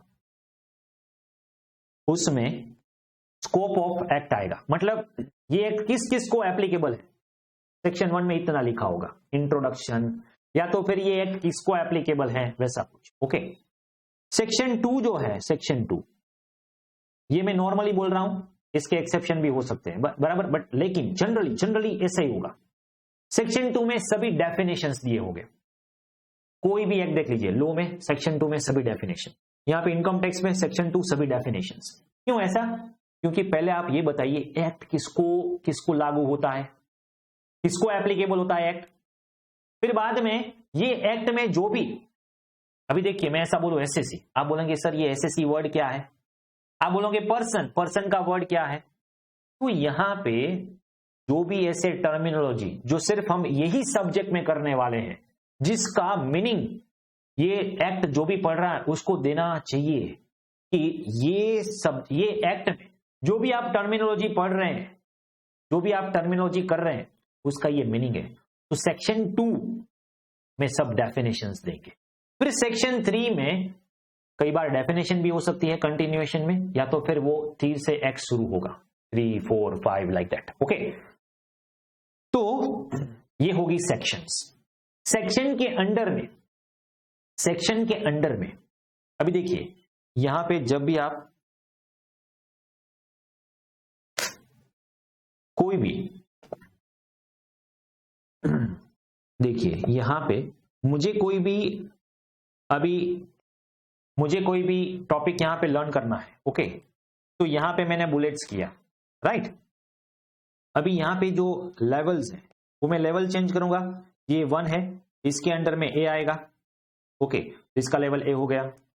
फिर उसका जो लेवल मैं चेंज करूंगा, ओके, बुलेट्स का, तो यहां पे अंदर जा रहा है। इससे हमें क्या पता है कि जो पैराग्राफ है उसमें ये जो है पॉइंट 1, ये मेन पॉइंट है, ये उसका सब पॉइंट है ये, और ये सब पॉइंट का भी सब पॉइंट है। तो ये बुलेट्स जब आप पढ़ोगे ना तो आपको पता चल जाता है पैराग्राफ में कौन सा मेन पॉइंट है, कौन सा सब पॉइंट है, और कौन सा पॉइंट सब का भी सब है। समझ रहे हो बात को? तो जब भी आप पैराग्राफ को पढ़ते हो और अगर ऐसे अलाइनमेंट दिया हो तो आपको अच्छे से समझ में आ जाएगा कि यहां पे मेन पॉइंट कौन से हैं और सब पॉइंट कौन से हैं। इस तरह जब आप एक्ट पढ़ोगे, ओके, इस तरह जब आप एक्ट पढ़ोगे तो यहां पे क्या होगा, यहां पे मेन होगा सेक्शन, यहां पे मेन क्या होगा, सेक्शंस हो। ओके, फिर सेक्शन के अंदर क्या आएंगे, सब सेक्शन। सेक्शन के अंदर क्या आएंगे, सब सेक्शन। ओके, यहां पे आएंगे सब सेक्शन। ओके, वो भी नंबर्स में हो सकते हैं। फिर यहां पे जाओगे तो क्लोजेस आएंगे, क्लोजेस, और इसका भी आप अंदर बाइफरकेशन कर दो, उसका भी आप अंदर बाइफरकेशन कर दो तो अंदर आएंगे सब क्लोजेस। तो इस तरह बाइफरकेशन है। सेक्शन देखिए यहां पे लिखा है, सेक्शन में हैव सबसेक्शंस, क्लोजेस, सब क्लोजेस। ओके, अभी इसका एग्जांपल दे रहे हैं, तो आप समझ लीजिए एग्जांपल पे। बाकी ये जो एग्जांपल जो भी दे रहे हैं ना वो आगे हम पढ़ेंगे, बट यहां पे समझने के लिए कोई भी एक्ट है उसमें सेक्शन, सबसेक्शन, क्लोजेस और सब क्लोजेस होते हैं। ओके, फॉर एग्जांपल यहां पे section 2 define the meaning of the term income tax act. Clauses 1A is agriculture income, clauses 1B is amalgamation and so on। अभी आप इनकम टैक्स देखोगे तो सेक्शन 2 है, उसमें 1A है, तो व्यू क्लोज है सेक्शन 2 और उसके अंडर में आएगा क्लोज। ओके, कई बार सेक्शन के अंडर सब सेक्शन भी आ सकते हैं और फिर जाके क्लोज और फिर जाके सब क्लोज आएंगे, और वो कम भी हो सकता है, लाइक सेक्शन से डायरेक्टली क्लोज में। Likewise, close section 10 contain exemption like clause 1 provide agriculture income, clause 2 that provide exemption। Section 5, अभी देखिए सेक्शन 5 में क्या है, sub section 1 that is 5 subsection 1, 5 subsection 2। Okay, वो हम रेसिडेंशियल स्टेटस चैप्टर नंबर 2 में पढ़ेंगे। मतलब इस तरह एक्ट बाइफरकेट होता है, सेक्शन, उसके अंडर में सबसेक्शन, या तो फिर डायरेक्ट क्लोज होता है, या तो फिर सबसेक्शन के अंडर क्लोज, क्लोज के under sub close. Okay, section में है प्रोविजो और एक्सप्लेनेशन। सेक्शन में अभी देखिए ये क्यों पढ़ रहे हैं हम, क्योंकि जब आप बेयर एक्ट पोर्शन पढ़ोगे, ओके, तो आपको ये पता चले कि सेक्शन क्या होता है, सबसेक्शन क्या होता है, प्रोविजो क्या होता है, एक्सप्लेनेशन क्या होता है। ओके, सर ये प्रोविजोस क्या है और एक्सप्लेनेशंस क्या है। एक बार May 18 में आपको 2 मार्क में ये प्रोविजो और एक्सप्लेनेशन पूछ लिया। मैंने बताया ना आपको, कॉर्नरिंग कहीं से भी, कहां से भी, कुछ भी ये उठा के ले लेंगे। ओके, तो सेक्शन में आता है proviso. Proviso to subsection 1 subsection clause spell out exception. अभी देखिए इनकम टैक्स में क्या होगा, आपको ये बोलेंगे ये प्रोविजन इसको एप्लीकेबल है, ये सेक्शन इसको एप्लीकेबल है। ओके, अभी जो सेक्शन एप्लीकेबल है जिसको भी, उसमें आपको कुछ एक्सेप्शन रखना है, अपवाद रखना है। ओके, तो वो एक्सेप्शन या फिर अपवाद कैसे रखोगे आप, तो प्रोविजो ऐड करके आप उसको एक्सेप्शन रखेंगे। जिस तरह आपने लो में पढ़ा होगा, लो में पढ़ा होगा, private limited company means so and so, फिर लिखेंगे प्रोवाइडेड, प्रोवाइडेड, प्रोवाइडेड, उसका मतलब क्या, वो उसमें प्रोविजन दे रहे हैं। ओके, तो यहां पे देखिए प्रोविजो इज ए सेक्शन और subsection that spell out the exception to the provision contain in respective section, subsection और क्लोज। अभी फॉर एग्जांपल, सर ये एग्जांपल दीजिए, एग्जांपल समझ में आए, चलिए एग्जांपल देते हैं। यहां पे एक सेक्शन है 80 जीजीबी और जीजीसी, एक सेक्शन है 80 जीजीबी और जीजीसी। अभी देखिए, अभी ये सारी सेक्शन आपने पढ़ी नहीं है, इसलिए आपको पता नहीं होगा ये 80 सेक्शन क्या है, ये सेक्शन 10 क्या है, ये सेक्शन 5 क्या। तो सर ये बेसिक में क्यों पढ़ा रहे हो, मतलब यहां पे सिर्फ इंट्रो हो रहा है कि इस तरह प्रोविजन इसको बोलते हैं, प्रोविजो इसको बोलते हैं, एक्सप्लेनेशन इसको बोलते हैं। फिर बाद में जब आएगा ना तब आपको पता चलेगा, हाँ चैप्टर 1 में हमने किया था, इसको प्रोविजो बोलते हैं, हाँ चैप्टर 1 में किया था, इसको एक्सप्लेनेशन बोलते हैं, वैसा ही होगा। ओके, अभी देखिए यहां पे है 80 जीजीबी, और जब भी वो प्रोविजो और एक्सप्लेनेशन आएगा ना तो मैं आपको लिंक दूंगा कि हमने चैप्टर 1 में किया था यहां पे प्रोविजो एक्सप्लेनेशंस, वैसा कुछ। ओके, तो 80 जीजीबी और जीजीसी क्या है, जब भी आप पॉलिटिकल पार्टी को कंट्रीब्यूट करोगे, अभी देखिए आपने 80 जी ऐसा कुछ पढ़ा होगा, मतलब सुना होगा, अगर आप कोई संस्था है उसको डोनेशन देते हैं, ओके डोनेशन, तो आपको क्या 80 जी में डिडक्शन मिलता है, आपका जो इनकम है उसमें से 80 जी में डिडक्शन मिलता है। वैसे ही अगर आप पॉलिटिकल पार्टी को कंट्रीब्यूट करोगे 80 जीजीबी जीजीसी में, तो अगर कंपनी है या फिर अदर पर्सन है, अगर आप पॉलिटिकल पार्टी को, कंपनी के लिए जीजीबी है और अदर पर्सन के लिए जीजीसी है, तो अगर आप पॉलिटिकल पार्टी को कंट्रीब्यूशन करोगे तो उसका आपको इनकम में से डिडक्शन मिलेगा, और बाकी का जो अमाउंट आएगा उस पे ही आपको टैक्स पे करना है। अभी देखिए जीजीबी जीजीसी ने क्या बोला, हाँ कंट्रीब्यूशन करो पॉलिटिकल पार्टी को, डिडक्शन मिल जाएगा। अभी ये होगा नॉर्मल प्रोविजन, ये हुई नॉर्मल सेक्शन 80 जीजीबी और जीजीसी आपको बता रही है। अभी इसका प्रोविजो क्या होगा पता है, जब भी मैं बोलूं प्रोविजो मतलब एक्सेप्शन, उससे उल्टा करना है, उससे उल्टा करना है। मतलब जीजीबी जीजीसी क्या बोला, डिडक्शन मिलेगा, मिलेगा, आपको मिलेगा, डिडक्शन मिल जाएगा, यस। अभी प्रोविजो क्या मिलेगा, नहीं मिलेगा, इतना इतना किया तो नहीं मिलेगा। ओके, कैसे, proviso to section, proviso to section 80 GGB GGC provide that no deduction. अभी देखिए नॉर्मल सेक्शन में क्या बोला, डिडक्शन मिलेगा, मिलेगा, मिलेगा, आपको मिलेगा। अभी प्रोविजो क्या बोलेगा, नहीं मिलेगा। तो सर हमें किसका मानना है, मिलना है नहीं मिलना है, कंफ्यूजन हो रहा है। ओके देखिए, no deduction shall be allowed under the section in respect of any sum contribution by cash. हाँ तो ऐसा बोलिए ना, ये एक्स्ट्रा कंडीशन लगा रहे, कैसे, से फॉर एग्जाम्पल मुझे भाजपा या फिर कोई भी पॉलिटिकल पार्टी है उसको 1 करोड़ देने हैं एज ए कंट्रीब्यूशन, कि बहुत अच्छा काम किया, अभी मुझे कंट्रीब्यूशन देना है 1 करोड़ रुपीस, तो 1 करोड़ रुपीस में कंट्रीब्यूशन दूंगा तो मुझे मेरी इनकम में से 1 करोड़ डिडक्शन मिल जाएंगे, यस। तो पहला बोला डिडक्शन मिलेगा, फिर मैंने बोला अगर मैं 1 करोड़ कैश में दूं तो बोलेंगे नहीं मिलेगा, नॉट अलाउड। अगर आपको पॉलिटिकल पार्टी को पेमेंट करना है कैश से नहीं, चेक या फिर बैंक के मोड से ही कर सकते हैं। अगर आपने कैश में कंट्रीब्यूशन दिया तो आपको नहीं मिलेगा। इसका मतलब हुआ, ये हुआ प्रोविजो एक्सेप्शन। ओके, कि पहले आपने बात की कि कंट्रीब्यूशन अगर पॉलिटिकल पार्टी को किया तो मिलेगा, यस मिलेगा। अभी प्रोविजो ने क्या दिया, नहीं मिलेगा। अगर कैश में किया तो नहीं मिलेगा। मतलब ये प्रोविजो एडिशनल कंडीशन देता है, प्रोविजो एक्सेप्शन देता है कि मेन प्रोविजन है वो कब एप्लीकेबल नहीं होगा। मेन प्रोविजन में क्या बोला, अगर पॉलिटिकल पार्टी को आप कंट्रीब्यूशन दोगे तो आपको डिडक्शन मिलेगा। अगर आप पॉलिटिकल पार्टी को कंट्रीब्यूशन दोगे तो आपको डिडक्शन मिलने वाला है फॉर श्योर। ओके, अभी यहां पे क्या होगा, अगर कैश में किया तो नहीं मिलेगा। तो ऐसा कहां लिखा है जो नॉर्मल प्रोविजन से विपरीत है, डिफरेंट है, एक्सेप्शन है, वो लिखा है प्रोविजो में। तो अभी बात समझ में आई, प्रोविजो का मतलब क्या हुआ,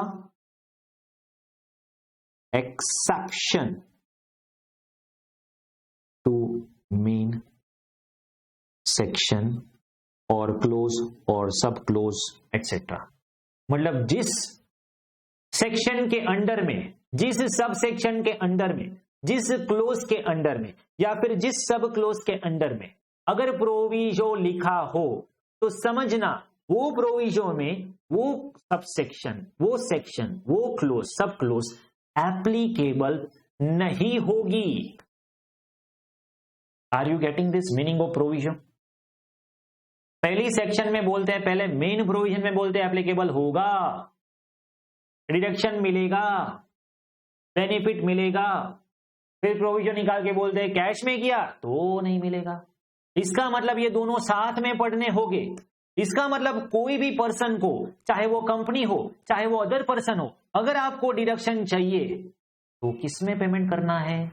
बैंक से पेमेंट कीजिए, चेक से पेमेंट कीजिए, ऑनलाइन ट्रांसफर कीजिए, यूपीआई कीजिए, कुछ भी पेमेंट कीजिए, बस कैश में नहीं पे करना है। तो ये दोनों साथ में जब पढ़ोगे ना तो एज ए होल प्रोविजन निकल के आएगी, तो एज ए होल प्रोविजन निकल के आएगी। समझ रहे हो बात को? लाइक आप डोनेशन दोगे तो एटीजी क्या बोल रहा है? डोनेशन दीजिए, बिंदास दीजिए, आपको मिलेगा डोनेशन, एटीजी में डिडक्शन मिलेगा। फिर बाद में आता है अगर 2000 से ऊपर कुछ भी पेमेंट करोगे और अगर कैश में करोगे तो डोनेशन डिडक्शन नहीं मिलेगा। मतलब ये सारे रिस्ट्रिक्शन क्यों रखते हैं? रिस्ट्रिक्शन इसीलिए, ये कैश में बहुत सारे रिस्ट्रिक्शन आते हैं सर, हमने कई बार इनकम टैक्स में देखा, कैश में बहुत सारे क्योंकि कैश ही ऐसा ट्रांजैक्शन है जिसमें कोई प्रूफ नहीं होता। आप बोलोगे पॉलिटिकल पार्टी को मैंने 5 करोड़ कैश कर दिए, पॉलिटिकल पार्टी बोलेगी हाँ मुझे मिल गए। आपको प्रूफ कैसे होगा कि वो एग्जैक्टली 5 करोड़ ही थे और वो 5 करोड़ ब्लैक के थे, व्हाइट के थे, पता नहीं। इस हिसाब से यहां पे कैश को लेके कई बार कई प्रोविजन में ऐसे रिस्ट्रिक्शन हो गए कि कैश में अलाउड नहीं है, क्योंकि अगर आप बैंक से पेमेंट करोगे तो आपने बैंक में वही इनकम कंसीडर की होगी जो व्हाइट की होगी। ऐसे कोई ब्लैक इनकम तो बैंक में डालेगा नहीं ऑब्वियसली, राइट। जो भी ब्लैक के ट्रांजैक्शन हो रहे, जो भी फ्रॉड हो रहे वो कैश में हो रहे हैं। अभी फिलहाल हाल में रेड हुई, ओके, राजस्थान में 187 करोड़ मिला, राइट। तो ऐसा होता है। तो ये जो ब्लैक मनी होते हैं वो कैश में होते हैं, इसलिए वो रिस्ट्रिक्शन रखते हैं, नहीं प्रोविजन इसमें कैश नहीं चलेगा। अगर आप एक्सपेंस कर रहे हो 10,000 से ऊपर एक्सपेंस कर रहे हो, कैश नॉट अलाउड। तो ये सारे रिस्ट्रिक्शन रखने होते हैं और ये सारे रिस्ट्रिक्शन एक्सेप्शन को साथ में पढ़ोगे तो ही आप टैक्स को समझ पाओगे। सेम वे अभी देखिए, ये जो एक सेक्शन है ना उसमें प्रोविजन भी आता है, एक्सप्लेनेशन भी आता है। इस हिसाब से यही सेक्शन आपको एग्जाम्पल के तौर पे दी गई है, एटीजीजीबी और एटीजीजीसी। ओके, एटीजीजीबी कंपनी के लिए है, एटीजीजीसी अदर पर्सन के लिए। अगर मुझे पॉलिटिकल पार्टी को कंट्रीब्यूशन करना है, मुझे एटीजीजीसी में डिडक्शन मिलेगा। अगर कोई कंपनी को पॉलिटिकल पार्टी में कंट्रीब्यूशन करना है, उसको एटीजीजीबी में डिडक्शन मिलेगा। ठीक है, अभी इन दोनों के लिए 10 provisions to this section spell out circumstances when deduction would not be. इसका मतलब ये हुआ, ये प्रोविजन क्या है पता है? वो मेन से ऑपोजिट ही चलेगा। मेन बोलेगा डिडक्शन मिलेगा, प्रोविजन बोलेगा नहीं मिलेगा। मेन बोलेगा डिडक्शन नहीं मिलेगा, प्रोविजन बोलेगा मिलेगा। मतलब वो ऑपोजिट ही चलेगा, एक्सेप्शन है, एक्सेप्शन ऑपोजिट ही चलेगा। ओके, जबकि एक्सप्लेनेशन क्या है? Explanation below section 80 GGC provide that for the purpose of section 80 GGB and GGC। अभी आपने ये बताया कि अगर आप पॉलिटिकल पार्टी को कंट्रीब्यूशन करोगे तो आपको डिडक्शन मिलेगा। चलिए ठीक है, पॉलिटिकल पार्टी का मतलब क्या है? कौन सी पॉलिटिकल पार्टी? हाँ, तो वो हम एक्सप्लेनेशन में दे रहे हैं ना, कौन सी पॉलिटिकल पार्टी। तो एक्सप्लेनेशन में दिया है political party registered under section 29A of representation of people act 1951। अभी क्या कॉन्स्टिट्यूशन बनने के बाद ये रिप्रेजेंटेशन ऑफ पीपल एक्ट आया, उसमें जो पॉलिटिकल पार्टी है उसको रजिस्टर्ड होना चाहिए। भाजपा है, कांग्रेस है, सभी पॉलिटिकल पार्टी वो एक्ट में रजिस्टर्ड हो गए। और जो पॉलिटिकल पार्टी वो इस एक्ट में रजिस्टर्ड है, अगर आप उसको पेमेंट करोगे तो ही आपको डिडक्शन मिलेगा। तो सर ये एक्सप्लेनेशन क्या हुआ? Explanation is explaining something which is there in the particular section. अगर सेक्शन में कोई वर्ड है पॉलिटिकल पार्टी, तो एक्सप्लेनेशन क्या करेगा? उसको एक्सप्लेन करेगा, इसका मीनिंग ये सेक्शन के लिए क्या है। अभी दोनों में डिफरेंस समझ में आया? जो एक्ट है ना उसमें टोटल 298 सेक्शन है। एक्ट क्या है? Income tax act 1961। ओके, उसमें टोटल कितनी सेक्शंस हैं? 298 सेक्शंस हैं। ओके, अभी वो जो 298 सेक्शंस हैं, जो भी 298 सेक्शंस हैं, राइट, उसमें सेक्शंस आती है, सब सेक्शंस आती है, क्लोज आती है, सब क्लोज आती है। ठीक है, अभी जो सेक्शन या फिर सब सेक्शन, क्लोज या तो फिर सब क्लोज में प्रोविजो आ सकता है। प्रोविजो का मतलब क्या हुआ? जो सेक्शन में लिखा है उसका एक्सेप्शन। ओके, और एक्सप्लेनेशन क्या है? प्रोविजो में, सॉरी, सेक्शन में जो भी कोई टर्मिनोलॉजी है उसको एक्सप्लेन करते हैं। तो इस तरह एक्ट का पूरा बाइफर्केशन मैंने आपको दिया। अभी ये एक्ट कब आया? ये एक्ट आया 61 में और इफेक्टिव हुआ 1/4/1962 को पहली बार। ओके, और ये सर अगर एक्ट आ गया 61 में, एप्लीकेबल हुआ 62 में, ओके, तो 62 का एक्ट अभी हम पढ़ रहे हैं, ठीक है, तो एवरी ईयर वो अमेंडमेंट कौन लाता है? इनकम टैक्स में इतना 250 तक कोई भी टैक्स नहीं, 250 से 5 लाख लेके इतना टैक्स, ये एवरी ईयर रेट चेंज होता है। वो रेट में चेंज कौन लाता है? वो रेट में चेंज लाता है फाइनेंस एक्ट। कौन चेंज लाता है? Finance act. ओके, अभी ये जो फाइनेंस एक्ट चेंज लाता है, अमेंडमेंट लाता है, वो एवरी ईयर सभी एक्ट में आते हैं। जीएसटी में भी चेंज लाता है, जो भी टैक्सेशन है, जो भी टैक्सेशन वाले कोई भी एक्ट है, सभी में फाइनेंस एक्ट चेंज लाता है। सर ये फाइनेंस एक्ट कौन बनाता है? Who prepares the finance act every year? किसको इंडिया में जिम्मेदारी दी गई है फाइनेंस एक्ट प्रिपेयर करने के लिए? Finance minister of India. अभी फिलहाल right now finance minister of India कौन है? कौन है finance minister of India? Nirmala ji Sitharaman. Yes, okay, the lady finance minister. तो उसकी जिम्मेदारी है, एवरी ईयर बजट लाएंगे, फाइनेंस बिल प्रिपेयर करेंगे, वो बिल प्रिपेयर करने की जिम्मेदारी उसकी है, उसकी जो मिनिस्ट्री है उसकी है। ओके, फिर वो पार्लियामेंट में बिल लाएंगे, पार्लियामेंट में सभी उसका विरोध करेंगे, ओपोज करेंगे, राइट, ये अमेंडमेंट नहीं चाहिए, ये अमेंडमेंट चाहिए। फिर जो मेजोरिटी में वो सारे के सारे जो प्रोविजन है उसको अमेंड कर दिए जाएंगे, और फाइनली जब प्रेसिडेंट ऑफ इंडिया वो फाइनली अप्रूव करेंगे कि हाँ ये फाइनेंस एक्ट कंफर्म हुआ, और फिर जाके इनकम टैक्स में एवरी ईयर अमेंडमेंट आएंगे। The law provide determination of, अभी इनकम टैक्स में क्या है, टोटल इनकम कैसे करेंगे, टैक्स लायबिलिटी कैसे कैलकुलेट करेंगे, प्रोसीजर क्या होगी, अपील पेनल्टी, वो सब कुछ ये लॉ में पढ़ेंगे। ओके, बट हाल में अभी यहां पे हमें टैक्स लायबिलिटी तक ही पढ़ना है। आगे की जो भी कार्यवाही है, जो भी इनकम टैक्स डिपार्टमेंट, अभी क्या है, ये टैक्स को दो फेसेट में हम बाइफरकेट करते हैं। एक, आपने टैक्स कैलकुलेट किया और आपने इनकम टैक्स रिटर्न, आपने ऐसा तो वर्ड सुना होगा, इनकम टैक्स रिटर्न फाइल करने की अभी 31 दिसंबर लास्ट डेट है, इतना तो आपने पढ़ा होगा, राइट। तो ये जो इनकम टैक्स रिटर्न है जो हम फाइल करेंगे, बस तब तक का टैक्स हमें अभी पढ़ना है। और ये रिटर्न फाइल होने के बाद क्या होता है, इनकम टैक्स डिपार्टमेंट क्या करते हैं, उसकी प्रोसीडिंग क्या होती है, वो सारी की सारी प्रोसीडिंग हम फाइनल में पढ़ेंगे। ओके, तो ये हमारा फर्स्ट इंग्रेडिएंट है। अभी हम क्या कर रहे हैं, अभी इनकम टैक्स लॉ एक वर्ड समझ रहे हैं, तो वो वर्ड के 5 इंग्रेडिएंट्स है, और 5 इंग्रेडिएंट्स में से पहला इंग्रेडिएंट है इनकम टैक्स एक्ट।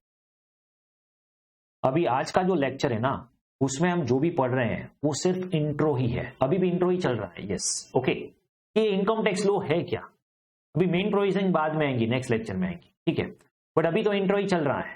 बट ये इंट्रो काफी इंपॉर्टेंट है, क्योंकि आगे जाके जो भी आप टर्मिनोलॉजी यूज करोगे, आगे जाके जो भी टैक्स में आप यूज करोगे, वो सब यहां पे काम लगेगा आपको, ये सारी की सारी इंफॉर्मेशन। ओके, दूसरा इंग्रेडिएंट है फाइनेंस एक्ट। अभी हमने देखा कि एवरी ईयर जो एक्ट इनकम टैक्स 61 में बन गया, उसमें अमेंडमेंट कौन लाता है, फाइनेंस एक्ट। फाइनेंस एक्ट कैसे प्रिपेयर होता है, फाइनेंस एक्ट प्रिपेयर कैसे होता है, अभी वो देखिए, बहुत ही इंपॉर्टेंट है। हाँ, finance minister represent finance bill. अभी फाइनेंस मिनिस्टर कौन है, as I said, Nirmala ji. Okay, वो फाइनेंस बिल प्रिपेयर करेंगे। सर ये बिल क्या है, बिल देखिए, कोई भी एक्ट है ना, वो पहले रो फॉर्म में बनता है, ड्राफ्ट बोलते हैं इसको। ओके, ड्राफ्ट, फाइनल कॉपी नहीं होती है, अभी निर्मला जी बनाएंगे वो फाइनेंस बिल ड्राफ्ट मोड में होगा, तो वो तो निर्मला जी और उसकी मिनिस्ट्री ने जो बिल बनाया है वो होगा, वो उसके सुझाव है कि वो हमें अप्लाई करना है। ओके, अभी उसको राइट नहीं है कि वो बिल एक्ट पास करे। एक्ट पास करने का राइट सिर्फ पार्लियामेंट को है। एक्ट पास करने का राइट सिर्फ पार्लियामेंट को राइट किसने दिया? Constitution of India. तो अल्टीमेटली कॉन्स्टिट्यूशन ऑफ इंडिया है, वो पार्लियामेंट को राइट देते हैं, वो एक्ट पास कीजिए। एक्ट बनाने की जिम्मेदारी किसी भी मिनिस्ट्री को दी गई होगी। ओके, अभी फाइनेंस मिनिस्ट्री है, वो फाइनेंस बिल बनाएंगे, वो फाइनेंस बिल लेके आएंगे कहां पे? अभी पार्लियामेंट में कोई भी लॉ होगा वो किसको एप्लीकेबल होगा? अभी आगे हमने पढ़ा, पार्लियामेंट में जो भी एक्ट बनेगा, पूरा का पूरा इंडिया, जो इंडिया है उसको एप्लीकेबल होने वाला है। इसका मतलब हर एक स्टेट को अप्लाई होगा। मतलब आप ऐसा नहीं बोल सकते गुजरात में तो गुजरात का इनकम टैक्स है नहीं, स्टेट वाइज एक्ट होता ही नहीं है इनकम टैक्स में, ठीक है, तो वो पार्लियामेंट बनाते हैं एक्ट, तो गुजरात इनकम टैक्स नहीं होगा। इसीलिए जब भी आप इनकम टैक्स में कुछ चेंज करें तो क्या आपको स्टेट गवर्नमेंट को नहीं पूछना चाहिए कि आपकी जो भी स्टेट मिनिस्ट्री है वो इसको अप्रूव कर रहे हैं? इसीलिए राज्यसभा और लोकसभा दोनों में ये बिल पास होना चाहिए, Rajya Sabha and Lok Sabha. Part A of the budget, पहले तो फाइनेंस बिल में क्या क्या कंटेंट होगा। अभी जो फाइनेंस बिल बनेगा, फाइनेंस बिल, उसमें दो पार्ट हो गए। पार्ट ए में गवर्नमेंट के फिस्कल, ये फिस्कल क्या है देखेंगे आगे आप इकोनॉमिक्स में fiscal policy, paper number 8 FME को, उसमें आप देखेंगे फिस्कल पॉलिसी। ओके, सभी सब्जेक्ट इंटरलिंक है और मैं आपको हर एक सब्जेक्ट में इंटरलिंक करवाता जाऊं, कौन कौन से सब्जेक्ट में कौन कौन से चैप्टर किसके साथ इंटरलिंक है। ओके, तो फिस्कल पॉलिसी हम इकोनॉमिक्स में देखेंगे कि वो क्या होती है। और पार्ट 2 में डिटेल टैक्स प्रपोजल, तो ये जो भी इनकम टैक्स का चेंज आएगा, ये पार्ट बी में आएगा। ये हर बार एवरी ईयर जो रेट्स चेंज होते हैं ये पार्ट बी में होते हैं चेंज। जीएसटी के रेट्स चेंज होते हैं, वो जीएसटी काउंसिल लाता है। Okay, once the finance bill is approved by parliament and gets assent of president, it becomes the, अभी पार्लियामेंट में राज्यसभा, लोकसभा, सभी जगह पे उसको अप्रूव होना चाहिए। अप्रूव होने के बाद वो बिल जाएगा प्रेसिडेंट के ऊपर, प्रेसिडेंट उसमें फाइनलाइज करेंगे कि हाँ हमें कोई दिक्कत नहीं है, ये बिल अप्रूव कर दिया, फिर जाके वो बनता है फाइनेंस एक्ट। बिल कैसे फाइनेंस एक्ट बनता है समझ में आ गया? अभी ये इनकम टैक्स रेट कहां पे लिखे हुए हैं? तो शेड्यूल 1 में फाइनेंस एक्ट में लिखे हुए हैं। अभी देखिए ये जो पार्ट 1, 2, 3, 4 है, बहुत इंपॉर्टेंट है। एक बार मई 8 में क्या हुआ पता है आपको? यहां पे ऐसा बताया गया कि जो टीडीएस का रेट है, या तो फिर ऐसा कुछ, ये पार्ट का एमसीक्यू पूछा था। ओके, कि वो किस पार्ट में आता है? पार्ट 1 में आता है ए, पार्ट बी में आता है 2, पार्ट सी में आता है 3, पार्ट डी में आता है, लाइक पार्ट 1, 2, 3, 4 में से किस में आता है?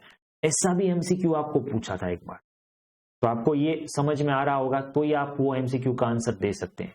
अभी क्या है, एक एक मार्क के लिए हमें वो कॉर्नरिंग करना होगा, क्योंकि जब एमसीक्यू आता है ओके, तो वो नो डाउट अभी एमसीक्यू का वेटेज कम हो गया है एज कंपेयर टू 1 और 2 मार्क्स एमसीक्यू, क्योंकि अल्टीमेटली क्या होगा, आपको जो फंडामेंटल सम्स क्लियर हो गए, केस स्टडीज क्लियर होगा, तो केस स्टडी बेस्ड एमसीक्यू आएगा, तो 1 और 2 मार्क्स के एमसीक्यूज कम हो गए, बट फिर भी आपको प्रोविजन आएगा ना। देखिए एक बात समझ लेना, आप कितने भी एमसीक्यू कर ले, नया एमसीक्यू आ सकता है, बट अगर आपने ये प्रोविजन कर ली ना, अगर आपको प्रोविजन याद है तो फिर एमसीक्यू कुछ भी पूछे, अल्टीमेटली एमसीक्यू तो प्रोविजन में से ही आएगा। अगर आपका प्रोविजन क्लियर है, मैं प्रोविजन के ऊपर फोकस क्यों करता हूं समझे, क्योंकि प्रोविजन के ऊपर से थियरी भी आ सकती है, वो भी आपको आ जाएगी। प्रोविजन के ऊपर से सिंगल एमसीक्यू आ सकते हैं 1 और 2 मार्क्स, वो भी आपको आ जाएगी। प्रोविजन के ऊपर से केस स्टडी बेस्ड, सम बेस्ड एमसीक्यू आ सकते हैं। तो ये सम बेस्ड एमसीक्यू क्या है बताता हूं आपको। सम बेस्ड एमसीक्यू क्या है बताता हूं आपको मैं। ये देखिए फॉर एग्जांपल ये आरटीपी है इनकम टैक्स की,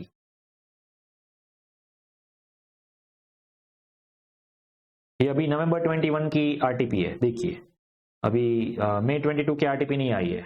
ओके, तो ये जो आरटीपी है उसमें यहाँ पे देखिए केस सिनारियो लिखा हुआ है यहाँ पे।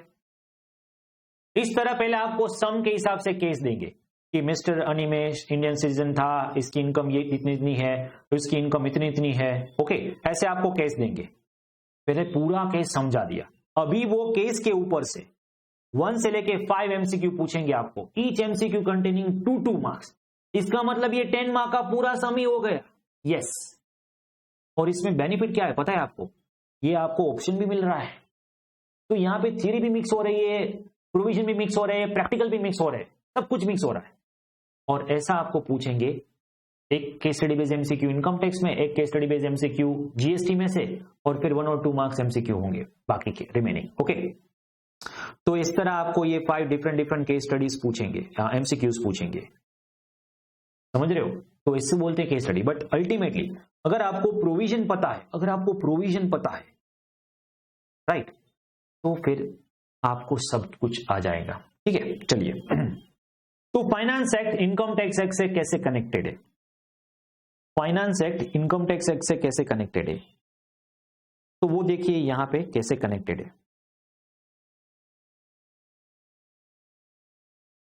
ओके, अभी फर्स्ट लेक्चर है बट थोड़ा और चलेगा, ठीक है, क्योंकि ये कंसेप्ट समझना जरूरी है। इसके बाद ये क्वेश्चन ये पूरा हो जाए फिर हम वहां तक रख देंगे। ओके, तो अभी थोड़ा समझना जरूरी है। देखिए, फाइनेंस बिल जो होता है वो बनता है एक्ट, और यहां पे एनुअल फाइनेंस एक्ट आता है। हर साल हर ईयर पे फाइनेंस एक्ट आता जाएगा। तो बताए बजट, लास्ट बजट कब था? अभी नया बजट आएगा फरवरी 22 को, बट अभी ये बजट आएगा वो हमें एप्लीकेबल नहीं है। तो हमारा वाला बजट कब आया था? लास्ट फरवरी मार्च 21 में। सर ये बजट फरवरी मार्च में क्यों आते हैं? ये बजट फरवरी मार्च में क्यों आते हैं? क्योंकि हमारा जो फाइनेंशियल ईयर है वो है अप्रैल टू मार्च। सर ऐसा किसने बताया फाइनेंशियल ईयर अप्रैल टू मार्च ही होना चाहिए? मेरा फाइनेंशियल ईयर है, मैं अकाउंट जनवरी से दिसंबर से लिखूं, आपको क्या? मैं जुलाई से जून लिखूं, आपको क्या?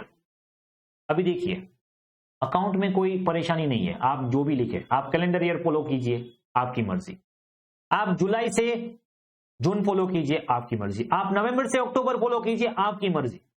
पर जो कंपनीज एक्ट है उसमें कंपलसरी आ गया है 2013 कि अगर आप कंपनी है तो आपका अकाउंट 1 अप्रैल से शुरू होगा, 31 मार्च को खत्म होगा। अगर आप इनकम टैक्स फॉलो कर रहे हैं और इनकम टैक्स रिटर्न फाइल कर रहे हैं तो इनकम टैक्स एक्ट बोल रहा है आपका फाइनेंशियल ईयर 1 अप्रैल से 31 मार्च का ही होना चाहिए। अभी इस हिसाब से दो बड़े बड़े एक्ट आपको बोल रहे हैं कि आपका फाइनेंशियल ईयर अप्रैल टू मार्च ही होना चाहिए, तो फिर नॉर्मली हमारा फाइनेंशियल ईयर अप्रैल टू मार्च ही होगा। ओके, ठीक है। अभी 1 अप्रैल को, अभी देखिए अभी हम क्या कर रहे हैं, यहां पे बोल रहे हैं फाइनेंस एक्ट 2021। अभी हमारे लिए मतलब जो भी अटेम्प्ट मई 22 में और जो भी अटेम्प्ट नवंबर 22 में, ये 2 अटेम्प्ट वाले स्टूडेंट्स हैं, इसको ये एक्ट एप्लीकेबल होने वाला है। और एक बात बता दूं, ये सब्जेक्ट ऐसा है जो हर साल अमेंडमेंट आते हैं, चेंज होता है। ओके, मतलब नवंबर 22 में आपने टैक्स पढ़ लिया और मई 23 में जो लोग टैक्स पढ़ेंगे उसके लिए अलग से अमेंडमेंट आ जाएंगे और उसको अलग से पढ़ना होगा। मतलब अमेंडमेंट बहुत सारे नहीं होते बट यस इंपॉर्टेंट होते हैं, ठीक है। मेन तो प्रोविजन ऐसी रहती है बट उसमें कई सारे अमेंडमेंट हो जाते हैं, लिमिट्स चेंज हो जाती है। इस हिसाब से जो भी आपके अटेम्प्ट का एक्ट है वही आपको पढ़ना है, ठीक है। अभी हमारी अटेम्प्ट जो है नवंबर 22 या फिर मई 22, उसमें आपको एक्ट एप्लीकेबल हो रहा है फाइनेंस एक्ट 2021। तो इस मॉड्यूल में, और आपकी जो मॉड्यूल जो आप ऑर्डर करोगे आपको मिलेगी, उसमें ही यही आएगा जो मैं आपको अभी बताने जा रहा हूं, ठीक है। तो ये फाइनेंस एक्ट 2021, पहले तो हमारा फाइनेंशियल ईयर कौन सा होगा? हमारा फाइनेंशियल ईयर होगा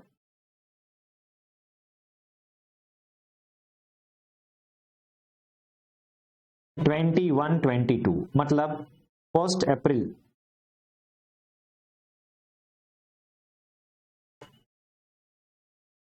21 से लेके 31 मार्च 22 तक।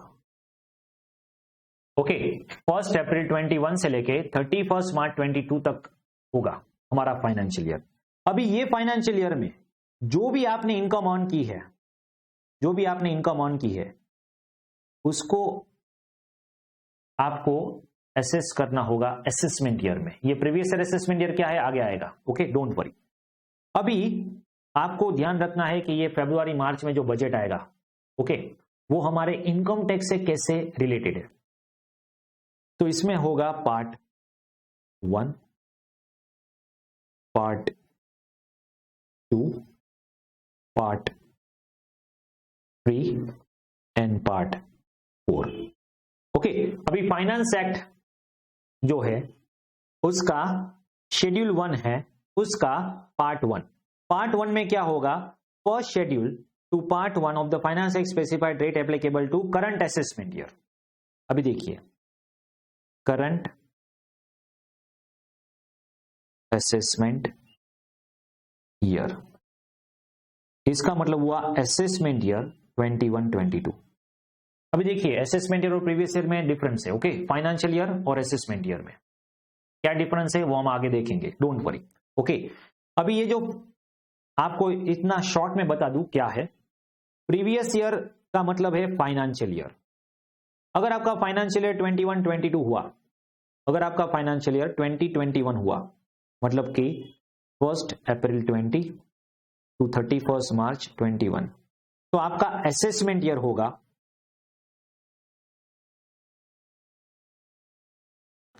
असेसमेंट ईयर होगा 21-22। ओके, और अगर आपका फाइनेंशियल ईयर 21-22 है, दैट इज 1/4/21 से लेके 31 मार्च 22, ये क्या है आपका फाइनेंशियल ईयर, उसका असेसमेंट ईयर होगा 22-23। सर इसका मतलब तो ये हुआ, जो भी प्रीवियस ईयर है, जो भी फाइनेंशियल ईयर है, उसका नेक्स्ट ईयर उसका असेसमेंट ईयर हो जाएगा।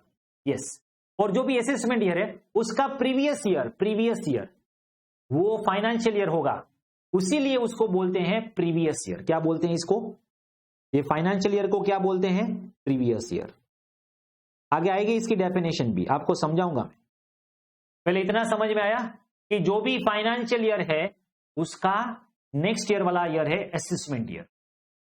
इनकम ऑन इस ईयर में करोगे आप, ऑन इस ईयर में करोगे आप, और उसका टैक्स नेक्स्ट ईयर में पे करोगे। क्यों टैक्स नेक्स्ट ईयर में पे करना, अरे पहले साल पूरा हो, पता चले मेरी इनकम कितनी है, बाद में मैं टैक्स भरूंगा ना।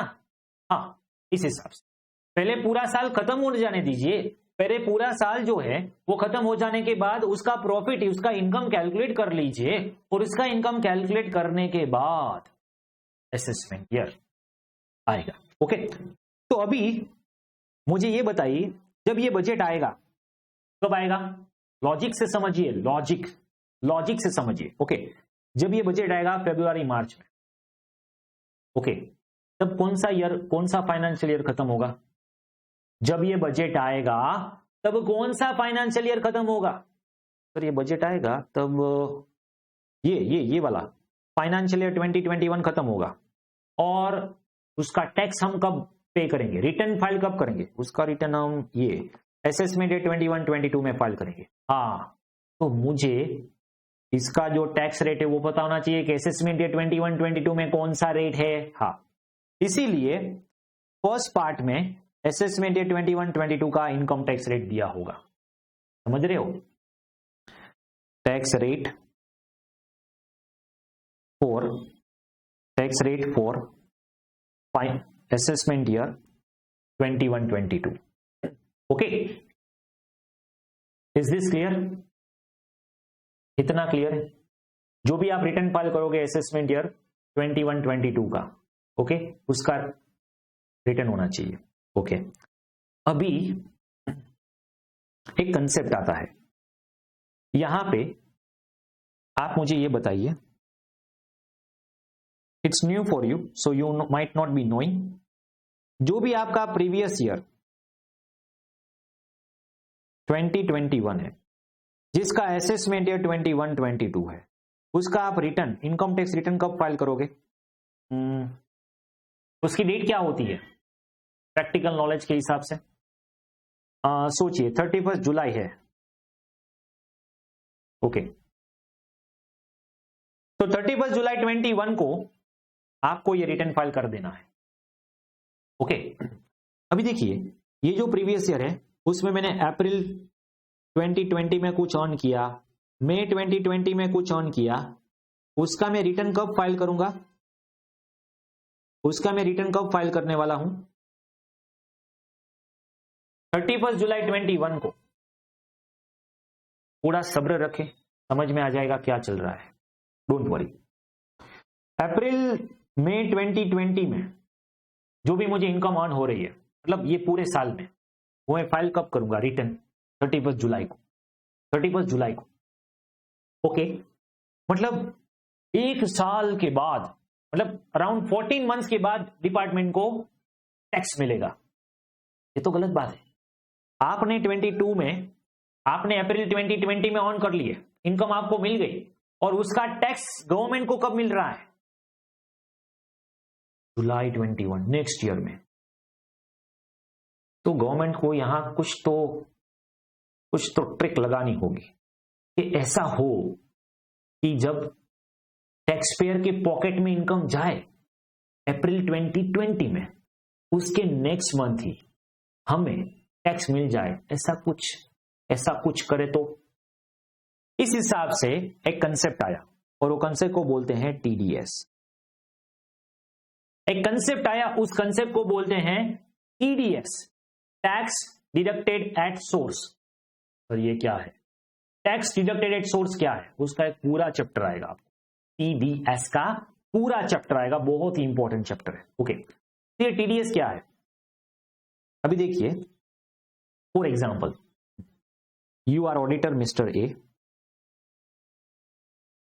ओके, और एक ए लिमिटेड कंपनी है, ठीक है। ये कंपनी आपके पास ऑडिट करवाने आती है और आपको बोलती है हमें ऑडिट करवाना है आपसे, ठीक है। आप बोलते हैं 50,000 फीस लगेगी, 50,000 फीस लगेगी, ओके। ए लिमिटेड बोलेंगे ठीक है, चलिए ऑडिट कर दीजिए, और आपको अप्रैल 2020 में फीस मिल गई ₹50,000। ऐसे करके आपकी कई सारी पार्टीज है, ओके, और आपको ऑडिट फीस मिल रही है। अभी हुआ क्या समझिए, आपको ये 50,000 की इनकम अप्रैल 2020 में हो गई, you are auditor, you are mister A, okay. तो ये आप रिटर्न फाइल कब करोगे? ये 50-50-50 जोड़ के आपकी जितनी भी ऑडिट फीस हुई है फाइनेंशियल ईयर 2021 में, उसको आप असेसमेंट ईयर 21-22 में आपका रिटर्न 31 जुलाई में फाइल करोगे। या तो फिर आप ऑडिट पार्टी हो तो 31 अक्टूबर में रिटर्न फाइल करोगे, ओके। तो गवर्नमेंट को तो यहां पे रेवेन्यू लॉस हो रहा है, गवर्नमेंट को रेवेन्यू लॉस हो रहा है, समझ में आ रहा है नहीं आ रहा है? इतना समझ में आया, गवर्नमेंट को रेवेन्यू लॉस हो रहा है क्योंकि आपके पॉकेट में इनकम जा रही है अप्रैल में, और उसका टैक्स गवर्नमेंट को मिल रहा है जुलाई में, वो भी नेक्स्ट ईयर। अभी या अप्रैल में से देखिए, गैप देखिए, और ऐसे तो कई सारे इनकम होल्डर्स हैं, ओके, जिसको इनकम मिल जाती है पहले, और गवर्नमेंट को 1 साल के बाद या 6 महीने के बाद या 9 मंथ के बाद टैक्स मिलता है। तो गवर्नमेंट को तो इंटरेस्ट का लॉस जाएगा।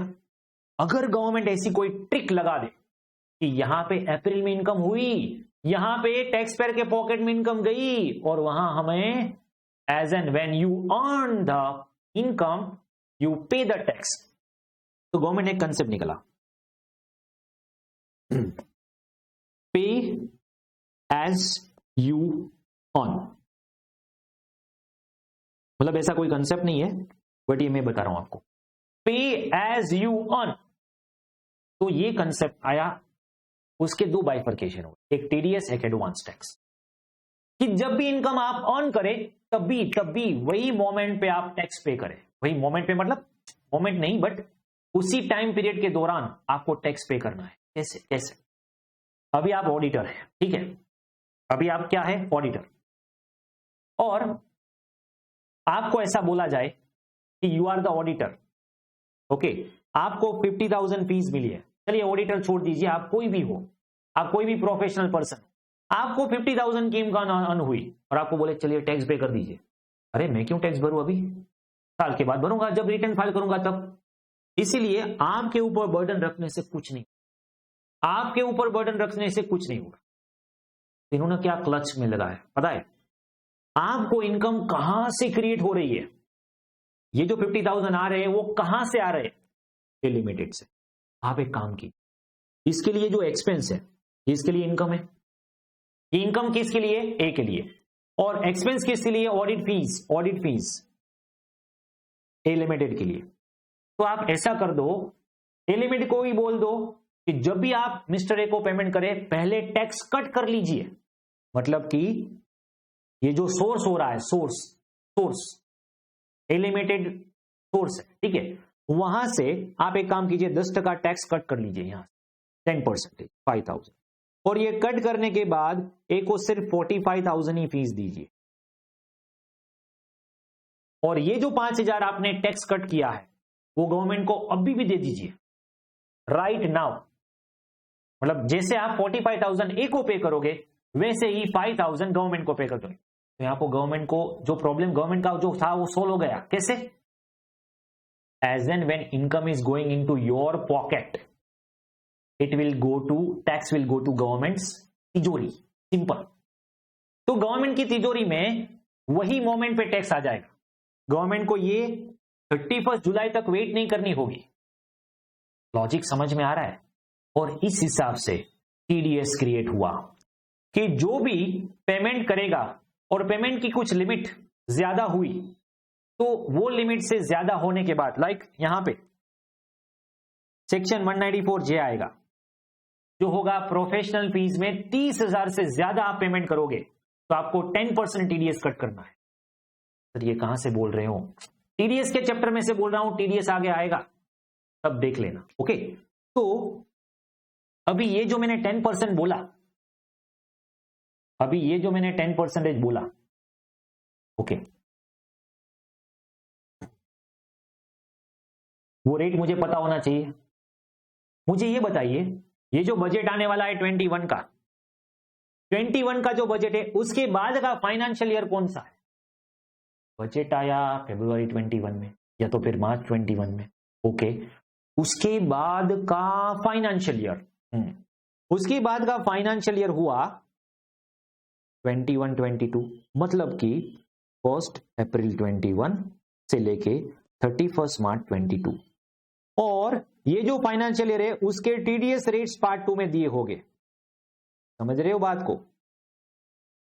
फाइनेंस एक्ट आया, शेड्यूल 1 के पार्ट 1 में टैक्स रेट दिए होंगे असेसमेंट ईयर 21-22 के। फिर पार्ट 2 जिसमें टीडीएस के रेट्स दिए होंगे, और वो भी क्रोनॉलॉजिकल ऑर्डर में। ये बजट कब आ रहा है? 21 को। ये बजट कब आ रहा है? 21 को। ओके, नेक्स्ट देखिए पार्ट 3 में क्या आएगा। ये टीडीएस समझ में आया, टीडीएस क्या है वो समझ में आया। बाकी का हम आगे देखेंगे, अलग से चैप्टर आएगा। यहां पे सिर्फ हम कंसेप्ट समझ रहे हैं और लॉजिक समझ रहे हैं, दैट्स इट। ओके, तो फरवरी मार्च 21 में बजट आएगा, उसके बाद का जो असेसमेंट ईयर है उसके रेट पार्ट 1 में देंगे। उसके बाद का जो फाइनेंशियल ईयर है दैट इज फाइनेंशियल ईयर 21-22, उसके टीडीएस रेट्स देंगे पार्ट 2 में।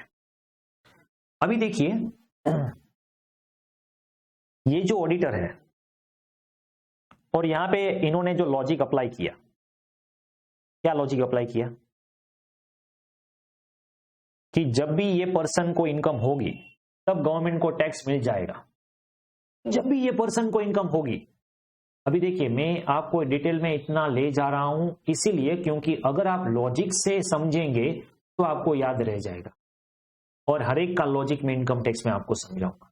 ओके, जिसका लॉजिक मेरे पास नहीं है तो बता दूंगा लॉजिक नहीं इसका, कुछ ऐसे ही एज इट इज प्रोविजन दिया है, otherwise I will always explain the logic behind the same. Okay, तो यहां पे क्या हुआ कि टीडीएस रेट तो दे दिया और गवर्नमेंट का जो फंडा था पे एज यू अर्न, मतलब आपकी पॉकेट में, कि गवर्नमेंट को इंटरेस्ट लॉस नहीं करना है, क्योंकि ऐसे तो कई सारे पर्सन होंगे जिसको अप्रैल मई में कई सारी इनकम जनरेट होगी और वैसे ही टीडीएस मिल जाएगा गवर्नमेंट को, तो गवर्नमेंट कहीं पे सेव कर सकते हैं, इंटरेस्ट अर्न कर सकते हैं। Y2 was the interest of पूरा साल, बराबर। ओके, अभी ये पेज एज यू अर्न है जो कंसेप्ट है टीडीएस में, वो पूरी तरह से टीडीएस में फुलफिल नहीं हो रहा है। क्यों सर? क्यों? क्योंकि सपोज आप मिस्टर ए ऑडिटर है, वही एग्जांपल कंटिन्यू करते हैं हम। अभी आपके पास ऐसे ही छुट्टू क्लाइंट है, ओके, 50,000 वाला कोई क्लाइंट नहीं है, अभी प्रैक्टिस शुरू की है, तो क्या छोटे छोटे क्लाइंट हो गए, तो आप ऑडिट में ऐसे चार्ज करोगे 5,000, 15,000, 10,000, 12,000, सभी फीस ऐसी है आपकी, ओके। नहीं, आपकी फीस बहुत बढ़िया रहे, ओके, बट अभी एज्यूम कर ले अभी कोई 30,000 से ज्यादा कोई फीस ही नहीं है, फॉर एग्जाम्पल। शुरू करी है प्रैक्टिस आपने, ओके, बट ऐसे कई सारे क्लाइंट है आपके पास और आपकी इनकम 10 लाख से भी ज्यादा है, एनुअल इनकम, राइट। प्रॉफिट बोल रहा हूं मैं आपको, फाइनल नेट इनकम 10 लाख है, ओके, तो आपको तो बहुत ज्यादा टैक्स आएगा। अगर आप 10 लाख का टैक्स काउंट करने जाओगे तो बहुत ही टैक्स आएगा। आप इतना टैक्स कर रहे हो, टैक्स पे कर रहे हो, बट यहीं पे प्रॉब्लम तो वही रह जाएगी। क्यों? क्योंकि यू आर ऑडिटर। आपका टीडीएस कट तभी होगा जब कोई पार्टी का वो एक्सपेंस होगा, और वो एक्सपेंस 30 से ज्यादा होगा तो ही टीडीएस होगा। अभी आप जो भी पार्टी से फीस ले रहे हो, वो पार्टी आपको 10,000 फीस दे रही है, 15,000 दे रही है, 12,000 दे रही है, 5,000 दे रही है, मतलब एक भी ऑडिट फीस आपके पास ऐसी नहीं है जो 30+ हो। मतलब आपने 10 लाख अर्न कर लिया और आपका टीडीएस कितना हुआ? 0। तो यहां पे गवर्नमेंट का फंडामेंटल फेल हो गया। एज यू अर्न यू पे टैक्स। जब भी आप टैक्स अर्न करोगे तभी टैक्स पे करना है, वो फेल हो गया क्योंकि टीडीएस आया ही नहीं। ये बंदे पे टीडीएस आया ही नहीं क्योंकि जितनी भी फीस है वो 30 से डाउन है। ये 30,000 की लिमिट कहां पे लिखी है? सेक्शन 194J में, ओके, हम बाद में पढ़ेंगे, ओके। तो अभी क्या करें? डिपार्टमेंट फिर सोच में लग गया, क्या करना है, क्या कर। टीडीएस तो अभी ये सिचुएशन में काम नहीं लगेगा, टीडीएस अभी ये सिचुएशन में काम नहीं लगेगा। तो फिर एक नया कंसेप्ट आया, एडवांस टैक्स। इसका भी एक चैप्टर है, वो भी पढ़ेंगे आगे, ओके। तो ये एडवांस टैक्स क्या है? तो जब भी आपका एस्टिमेटेड टैक्स, अरे एस्टिमेटेड क्यों बोल रहे हो? क्योंकि हम प्रोजेक्ट कर रहे हैं। अभी ये फाइनेंस बिल कब आया? फाइनेंस एक्ट आया 2021 फरवरी में। अभी ये फाइनेंस एक्ट के बाद कौन सा फाइनेंशियल ईयर आएगा? फाइनेंशियल ईयर 21-22, माने 1/4/21 to 31 मार्च 22। ओके, अब ये काम कीजिए, ये जो फाइनेंशियल ईयर है आपको उसकी इनकम प्रोजेक्ट करनी है। हम जैसे एस्टिमेट करते हैं, आपकी एस्टिमेटेड इनकम देखिए, ओके, इनकम को एस्टिमेट करना है। फॉर एग्जांपल मेरी इनकम है 10 लाख, मैंने एस्टिमेट की 10 लाख। अभी इस पे टैक्स काउंट कीजिए। चलिए टैक्स काउंट कर लिया। अभी तो हमने रेट हमें पता नहीं है, आगे आने वाले रेट क्या है पर पता नहीं है। मान लीजिए टैक्स आया 150, अभी मैं हैफाजर्डली ले रहा हूं, ठीक है, उसका टैक्स 150 नहीं आएगा, फिर भी सोच लीजिए अगर आपका एस्टिमेटेड टैक्स 10,000 से ज्यादा हुआ तो ये लोग बोलेंगे एक काम कीजिए, क्या आप क्वार्टरली बेसिस पे एडवांस टैक्स भरिए। आप बोलोगे ठीक है, चलिए पहला क्वार्टर आता है अप्रैल, मई, जून 2021, सॉरी, हाँ बराबर। अभी इसका आपको टैक्स पे करना है 15 जून 21 को। तो आप क्या बोलोगे? ठीक है, चलिए मैं फाइनेंशियल ईयर 21-22 का टैक्स काउंट करूंगा। सर, जब भी फाइनेंशियल ईयर 21-22 का हम टैक्स काउंट करते हैं तो उसको एप्लीकेबल होता है असेसमेंट ईयर 22-23। अभी हमारा साल आया असेसमेंट ईयर 22-23, ओके। तो आपको पहले ये 10 लाख एस्टिमेट करने हैं, फिर ये 10 लाख के ऊपर टैक्स काउंट करना है, applying rates of assessment year 22-23, और ये सारा का सारा आप कब कैलकुलेट करोगे? 15 जून को। बट सर एक क्वेश्चन है, क्या 15 जून को तो हमें असेसमेंट ईयर 22-23 का रेट पता नहीं होगा? होना चाहिए। बट सर 22-23 का टैक्स रेट है वो तो नेक्स्ट बजट में आएगा। तो अभी सॉल्यूशन क्या है? हर एक बजट में 2 असेसमेंट ईयर के टैक्स रेट पहले से ही आ जाते हैं। ओके, तो पार्ट 3 में आएगा tax rate for assessment year 22-23। Part 3 में आएगा tax rate for assessment year 22-23, और यही रेट अभी है, इसीलिए तो आप बुक बना सकते हो, इसीलिए तो मॉड्यूल में 22-23 का सारा अमेंडमेंट है। अभी हमारा जो देखिए यहां पे एप्लीकेबल असेसमेंट ईयर क्या है, कौन सा है? 22-23। अभी जो बजट है 22 का वो तो अभी आया ही नहीं, अभी तो वो फरवरी 22 में आएगा। तो अभी से हमारे पास असेसमेंट ईयर 22-23 के रेट्स आ गए। तो वो क्या कहां पे होंगे? वो हो गए पार्ट 3 में। वो कहां पे हो गए? आपको पार्ट 3 में दिए गए हो। और पार्ट 4 में एग्रीकल्चर का होगा। तो ये हो गया आपका पार्ट 1, 2, 3, 4। समझ रहे हो बात को? तो देखिए पार्ट 1 तो हमें समझ लिया, पार्ट 2 में क्या होगा? Part 2 specify rates eight which tax is deductible at source for the current financial year, TDS rates. Part 3 rates of calculating income tax, deducting income from chargeable under salary and computation of advance tax assessment year 22-23 देखिए। And part 4 में agriculture income. तो ये हो गए आपके finance act schedule 1 part 1, 2, 3, 4। Is this clear? Okay, अभी ingredients बाकी है, बट अभी मैं आगे आपको पढ़ाऊंगा तो थोड़ा हैवी हो जाएगा। ठीक है, अभी आज के लिए इतना ही रखेंगे। तो आगे आएगा third ingredient, fourth ingredient, fifth ingredient, और इसके बाद पूरा का पूरा टैक्स जो है हम शॉर्ट में पढ़ेंगे स्टेप्स वाइज। ओके, तो ये सारे के सारे जो स्टेप्स हैं वो हम पढ़ेंगे नेक्स्ट लेक्चर में। इससे आपको पूरा आइडिया आ जाएगा। तो अभी इंट्रो का लेक्चर अभी भी कंटिन्यू ही है सेकेंड पोर्शन में। ओके, नेक्स्ट लेक्चर में। तो अभी फिलहाल आपको इतना समझ लेना है, समझ के पढ़ना है। ठीक है, अभी आपको याद रहे ना रहे कुछ दिक्कत नहीं है, पहले सिर्फ समझिए, फिर धीरे धीरे मैं आपको बताऊंगा क्या याद रखना है, किससे प्रैक्टिकल करने हैं, कैसे नहीं करने हैं। ओके, तो फिलहाल अब यहां तक रखते हैं, और उसका रिवीजन भी साथ में पीपीटी में करते जाएंगे। ओके, यस, अभी नेक्स्ट ब्रेक के बाद 5 मिनट्स का ब्रेक ले लीजिए, फिर बाद में अकाउंट का लेक्चर है। ओके, तो take a break for 10 minutes. Okay, 10 minutes का ब्रेक ले लीजिए।